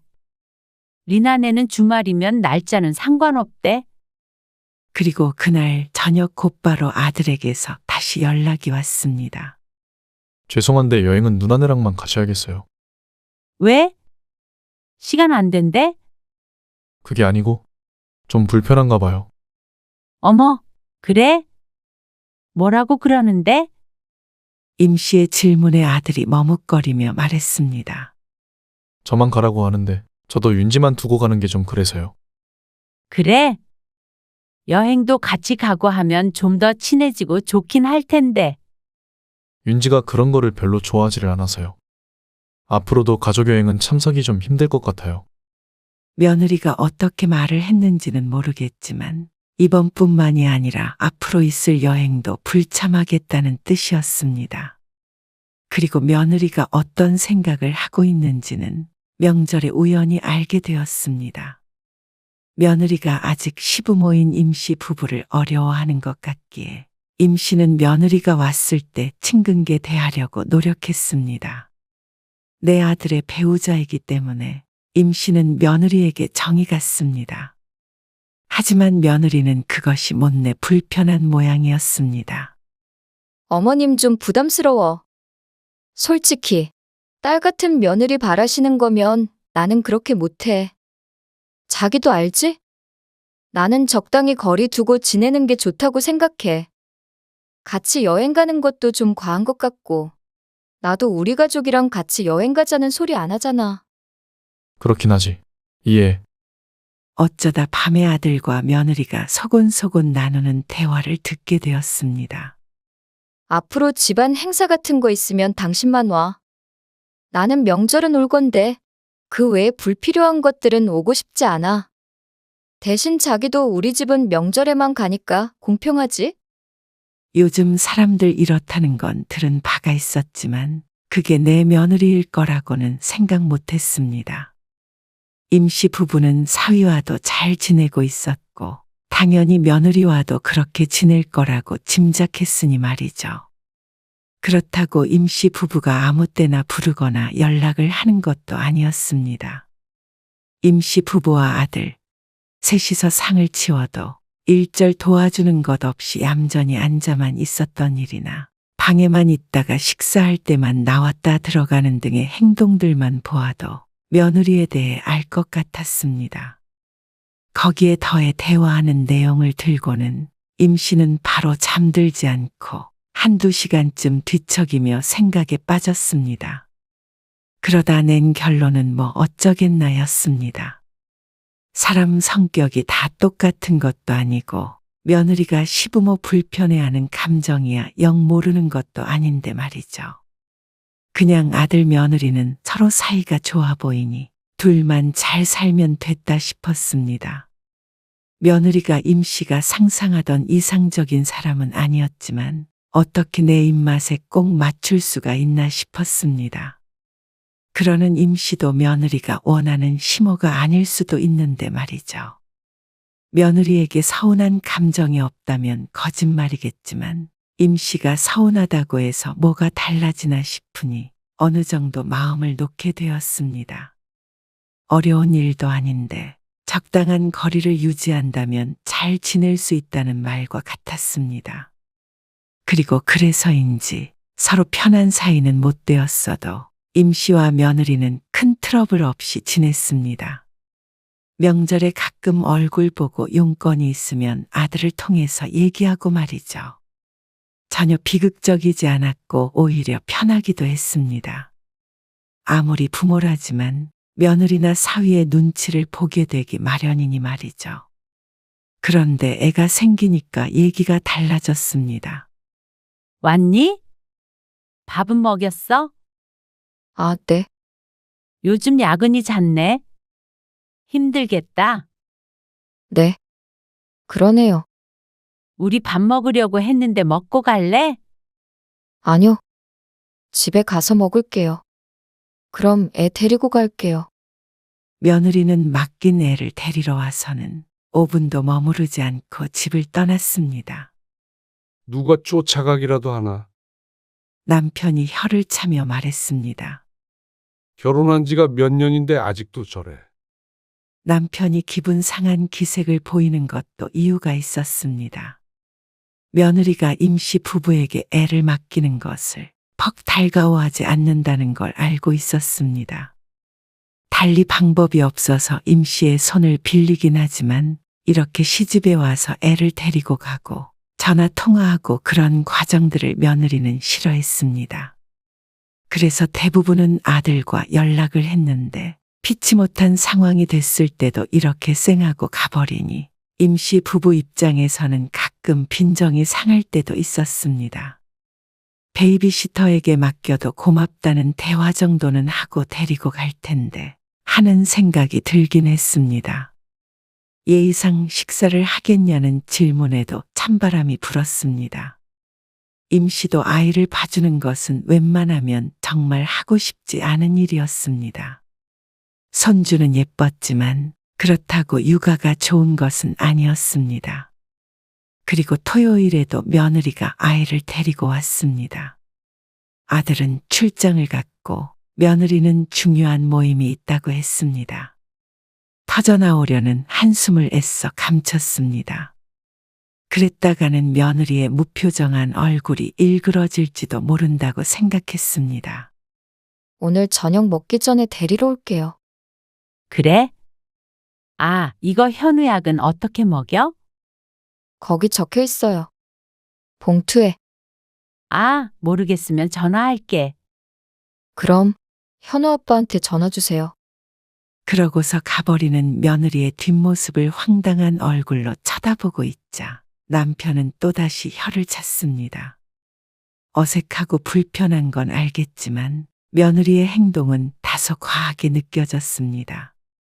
애를 맡기면서 시부모 전화를 받기 싫어서 출장 가 있는 아들한테 전화하라는 게 이해가 가지 않았습니다. 임 씨는 고개를 절레절레 저었습니다. 주말에 모처럼 남편이랑 외출하기로 했던 걸 취소하고 봐주는 것인데 아들 며느리는 그런 임 씨의 사정은 신경 쓰지 않는 듯 보여서 마음이 조금 상했습니다. 그러다가 며느리가 오기 30분 전쯤 아이고, 어쩌다가 이렇게 됐어. 아니, 꼭 그네를 타야겠다고 그러잖아. 그래서 넘어진 거야? 뒤에서 살살 밀어주는데 갑자기 혼자 내려오려다가 앞으로 확 고꾸라졌어. 임 씨는 속상한 마음에 눈물이 날 지경이었습니다. 손자 현우의 무릎에는 피가 배어나오고 있었습니다. 하필이면 두 무릎으로 쿵 찢는 바람에 살이 쓸렸습니다. 긴 잠바 입힐걸. 그랬다면 좀 나았을 텐데 말이죠. 아들에게 전화를 걸어야겠다 싶어서 휴대폰을 찾고 있는데 초인종 소리가 울렸습니다. 현우 엄마 왔나 보다. 임 씨는 어쩐지 긴장이 됐습니다. 며느리에게 미안해 볼 낯이 없었습니다. 그리고 예상대로 며느리는 크게 놀랐습니다. 소독을 한 번 해서 좀 나았지만 그래도 어린아이의 무릎이 까진 게 충격인 듯 했습니다. 괜히 애를 데리고 놀이터에 갔나 생각했습니다. 종일 집에만 있는 손자가 안쓰러워 데리고 갔던 것인데 이제 좀 컸다고 자꾸만 혼자 걷고 뛰려는 손자를 말리기가 힘들었습니다. 어머님, 다음부터는 집에서만 봐주세요. 그래도 시어머니에게 대놓고 뭐라고는 하지 않은 며느리였는데 표정으로 할 말은 충분히 하고 있는 듯 했습니다. 그 표정에 임 씨도 더욱 속상했습니다. 이거 흉지면 큰일 나요. 미안하다. 어쩔 수 없이 맡기는 입장이지만 그래도 속상하긴 하네요. 이만 가볼게요. 병원 가서 다시 소독해야겠어요. 며느리는 땅이 꺼져라 한숨을 쉬며 아이를 데리고 나갔습니다. 임 씨 부부에게 들으란 듯이 한숨을 두어 번은 더 쉬었죠. 그렇게 며느리를 보내고 나자 속상함과 서러움이 밀려왔습니다. 손주가 예쁜 것과는 별개로 달갑지 않은 일을 해주면서도 이렇게 눈치를 봐야 하는지 몰랐습니다. 임 씨가 제대로 못 본 잘못이긴 했지만 며느리도 괘씸했습니다. 이번 일뿐만이 아니었습니다. 평소에는 며느리는 전화를 거의 하지 않았습니다. 전부 아들을 통해서 하곤 했는데 어쩌다 한 번씩 며느리에게서 전화가 왔다 싶으면 용건은 하나뿐이었습니다. 아이를 맡기는 거였죠. 그러니까 임 씨도 점점 며느리의 연락이 반갑지 않았습니다. 그런데 힘은 힘대로 들고 공은 전혀 없었습니다. 며느리의 후회스러운 표정을 보니 임 씨도 후회가 됐습니다. 진작에 애를 봐주지 말걸 하고 말이죠. 하지만 애 맡기고 놀러를 다니는 것도 아니고 다들 일을 한다니까 매정하게 내치지도 못했습니다. 그저 물은 자신의 잘못이었죠. 그러던 어느 날이었습니다. 늘 바쁘던 아들 며느리가 모처럼 벚꽃을 보러 간다고 했습니다. 이제 좀 회사 일이 널널해졌어요. 당분간은 좀 일찍 퇴근할 것 같아요. 주말에도 출장 안 가고요. 그래서 현우 맡기겠다고? 아, 그러려고 했는데요. 엄마도 같이 가시는 거 어때요? 뭐? 나? 아들이 웬일인가 싶었습니다. 며느리가 또 그걸 오케이 한 것도 의아했죠. 가봐. 가서 애들이랑 꽃 구경하고 와. 당신 가고 싶다고 했잖아. 이번 주말엔 남편이 일이 있어서 같이 가지는 못했습니다. 나중에 남편 시간 될 때 둘이 갈까 고민하다가 여기저기 보이는 꽃에 마음이 술렁거려 아들네와 함께 가기로 했습니다. 이렇게 어딜 같이 간 적이 없으니 조금은 기대를 했던 것 같습니다. 하지만 막상 가니 이건 꽃 구경을 하는 건지 사람 구경을 하는 건지 헷갈릴 지경이었습니다. 현우 유모차 태워야겠다. 부딪히겠어? 제가 태울게요. 그런데 어른들과 마찬가지로 들떠있는 아이가 얌전히 유모차에 탈 리가 없었습니다. 저희 저기에서 잠깐 사진 좀 찍고 올게요. 사진이 잘 나오는 곳인지 어딘가에 사람들이 몰려 있었습니다. 거기서 사진을 찍고 오겠다며 아들이 현우를 임 씨에게 부탁했습니다. 그래, 오랜만에 데이트라도 하라는 마음으로 임 씨는 손주의 손을 붙들고 있었습니다. 하지만 가만히 붙들려 있을 아이가 아니었습니다. 현우야. 혼자 가면 안 돼. 아저씨 이놈한다. 하지만 몸부림을 치는 손주를 말리기 위해 임 씨는 힘싸움을 해야만 했습니다. 나중에는 땡깡을 피우며 바닥에 누워버리는 바람에 임 씨와 아이를 피해 사람들이 빙 둘러 걸어야 했습니다.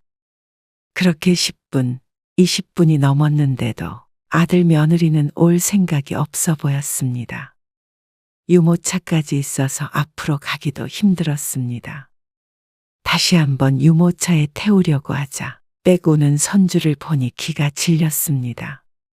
애가 자꾸만 인파에 부딪히자 임 씨가 잠시 안고 있었는데 팔은 떨어져 나갈 것 같았습니다. 그런데 그제서야 다가오는 아들 며느리는 아주 신난 것 같았습니다. 차라리 집에서 봤으면 이렇게까지 힘들지 않았을 텐데 하는 생각이 들었습니다. 그리고 그 뒤로도 똑같았습니다. 아들 며느리는 아이 사진을 몇 장 찍고 사라지고 또 와서 같이 사진 찍고 사라지고를 반복했습니다.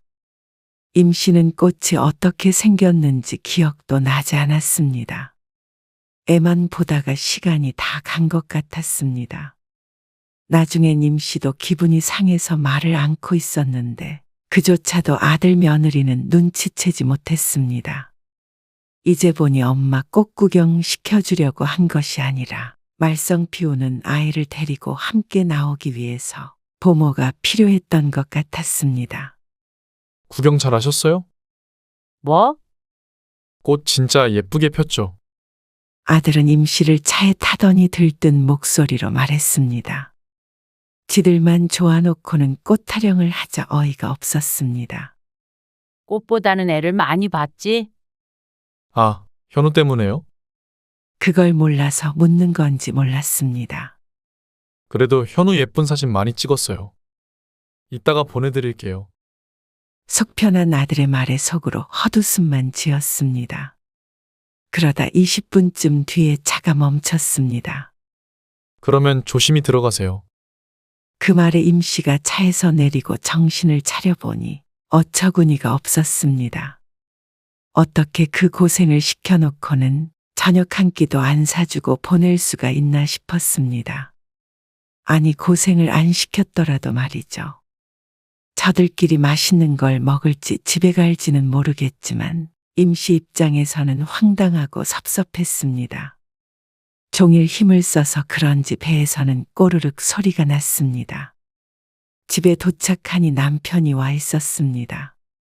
밥 먹었어? 먹었지? 남편의 말에 임 씨가 냉장고를 열어 반찬을 꺼내자 남편이 놀라 물었습니다. 밥도 안 먹고 들어왔어? 그 말에 임 씨는 한숨만 쉴 뿐이었습니다. 가만히 생각해 보니 애를 봐줘서 덕분에 데이트했다, 고맙다 이런 인사말도 없었습니다. 아니 고생했다는 말 한마디도 하지 않은 아들이 괘씸했습니다. 그리고 당분간은 회사 일이 많지 않다더니 과연 그 말이 맞았습니다. 한참 연락이 없는 걸 보니까 애를 맡길 일이 없는 것이었습니다. 아주 속이 투명한 아들 며느리였습니다. 아이 맡길 때가 아니면 연락이 없는 것들이니 말이죠. 그리고 어버이날이 될 때까지 한 달가량은 전화를 한 통도 받지 못했습니다. 어버이날조차도 딸과 사위한테 밖에 전화가 없었습니다. 그러다 다시 보름쯤 흘렀을 때였습니다. 남편의 생일이었습니다. 그런데 웬일인지 오전에 며느리에게서 전화가 왔습니다. 현우 엄마 전화 왔네. 받아봐. 당신한테 온 건데. 당신 생일이니까 당신한테 전화했겠지? 남편은 임 씨의 말에 미심쩍은 표정을 지었습니다. 과연 며느리가 그럴 사람인가 하는 얼굴이었습니다. 여보세요. 그래. 아, 잠깐만. 남편은 몇 마디 하더니 휴대폰을 임 씨에게 내밀었습니다. 당신하고 통화한다네. 임 씨의 얼굴에는 물음표가 한가득이었습니다. 오늘은 남편 생일인데 왜 자신과 통화하나 싶었습니다. 그런데 들리는 며느리의 말에 기가 찼습니다. 역시나 몇 년이 지나도 용건은 하나였습니다. 오늘 현우 어린이집에서 데려와 주실 수 있으세요? 지금 현우 아빠가 급하게 지방에 내려가야 해서요. 저도 오늘 늦을 것 같고. 참 어이가 없었습니다. 오늘 무슨 날인지 모르는 건 그럴 수 있다고 치지만 그 정도도 챙기지 않으면서 어쩌면 자기들 필요할 때만 꼬박꼬박 연락을 해오나 싶었습니다. 바쁜 것은 알겠지만 기본적인 예의가 없는 것 같았습니다. 이 정도로 맡길 거면 차라리 사람을 쓰는 게 서로에게 좋을 듯 했습니다. 임 씨는 어느새 애 봐주는 사람 정도로 인식이 되어버렸습니다. 못달 같은 며느리가 어쩌고 저쩌고 하더니 그러면 임 씨는 육아도우미 같은 시어머니란 말인가 싶었죠. 그리고 서로 간의 거리인지 뭔지 그건 어떻게 된 건지 몰랐습니다. 그 거리라는 게 자기 맘대로 늘렸다 좁혔다, 입맛대로 조정을 하는 건가 하는 생각이 들었습니다. 상황이 긴박하고 임 씨가 거절하면 당장 손주가 걱정이었기에 일단은 임 씨가 데리고 오겠다고 했습니다. 하지만 며느리가 아이를 데리러 왔을 때는 며느리에게 분명히 말했습니다. 이제는 너희 회사 일을 줄이던지 사람을 쓰던지 해. 네? 또다시 아이만 데리고 돌아서려던 며느리가 멈췄습니다. 못 들은 듯 하여 다시 한번 일러주었습니다. 그러자 며느리는 크게 당황했죠. 이제는 애 못 봐줘. 왜요? 힘들어서. 원래라면 따박따박 반박해야 했을 며느리인데 놀라긴 했는지 별다른 말을 하지 않고 어버버 하다가 돌아갔습니다. 하지만 지방에 갔다는 아들에게서 금방 연락이 왔습니다. 엄마, 오늘 제가 급한 일이 생겨서 그래요. 요즘 회사가 다시 바빠져서 현우 좀 엄마가 봐주셔야 해요. 며느리에게서 들은 모양이었습니다. 그래도 애는 너희가 알아서 봐야지. 애는 급하면 가끔 봐준다고 했지. 누가 너희 필요할 때마다 출동하겠다고 했니? 말은 안 봐준다고 했어도 정작 진짜로 싫다고 한 적은 없기에 아들도 말문이 막힌 것 같았습니다. 그렇게 바빠서 애도 못 볼 지경이면 돈을 써라 차라리. 돈 벌어서 어디다가 쓸래? 딱 잘라 거절하지 않은 임씨 탓도 있지만 60 넘어서 이게 무슨 짓인지 모를 노릇이었습니다. 평일이며 주말이며 손주가 오는 날에는 녹초가 됐습니다. 그러면서도 자식에게 좋은 소리 한 번 못 들은 것 같았고 여전히 며느리 눈치를 봐야 하는 처지가 이상했습니다. 너희 이렇게 필요할 때만 연락할 거면 차라리 하지 마. 네? 그리고 현우 엄마만 나 불편한 거 아니야? 나도 며느리 불편해. 너도 불편한 사람이 자꾸만 애 맡긴다고 생각해봐라. 불편한 사람 애가 아니라 엄마 손주잖아요. 그래? 손주니까 그나마 여태 봐줬지? 근데 애 봐준 공 없다는 말을 내가 너희한테서 처음 느꼈다. 아니, 그렇다고 이렇게 나몰라라 하시면 어떡해요. 지금 회사도 한창 바쁜데 하루 종일 봐달라는 것도 아니고 그러면 애를 어린이집에 7시, 8시까지 있게 하라는 거예요? 어린애가 딱하지도 않아요? 딱하지? 그러니까 부모가 봐야 할 거 아니야? 거봐라. 너는 여태 봐준 걸 고마워하는 게 아니라 앞으로 안 봐주는 걸 원망만 하잖아. 그런데도 내가 뭐 때문에 너희 애를 봐줘야 하는 거야? 지금까지 봐준 것도 후회하게 만들지 마. 너희가 낳은 애니까 너희가 책임지고 키워. 다른 방법을 찾아보던지 어떻게 하던지. 이제는 애 맡기는 문제로 전화하지 마. 알겠어? 그리고 오늘 네 아빠 생신이야. 알고나 있니? 아, 아무 말 안 한다고 섭섭하지 않은 거 아니야? 현우 엄마도 딸 같은 며느리 되기 싫다고 했잖아. 나도 친정엄마 같은 시엄마 하기 싫어. 그러니까 애는 불편한 시엄마한테 맡기지 말라고 그래. 아들은 아무런 대답을 하지 않았습니다. 일이 바쁘다는 아들이 딱하기도 했지만 거기까지였습니다. 딱한 마음에 또 애를 봐줬다가는 똑같은 일이 반복되기만 할 뿐이었습니다. 임 씨는 아들 며느리에게 이용만 당하고 욕먹기 싫었습니다. 이기적인 자식들에게는 똑같이 이기적으로 해줘야 했습니다. 그렇지 않으면 도무지 깨닫지를 못하니 말이죠. 그날 이후로 임 씨는 손주는 전혀 봐주지 않았습니다.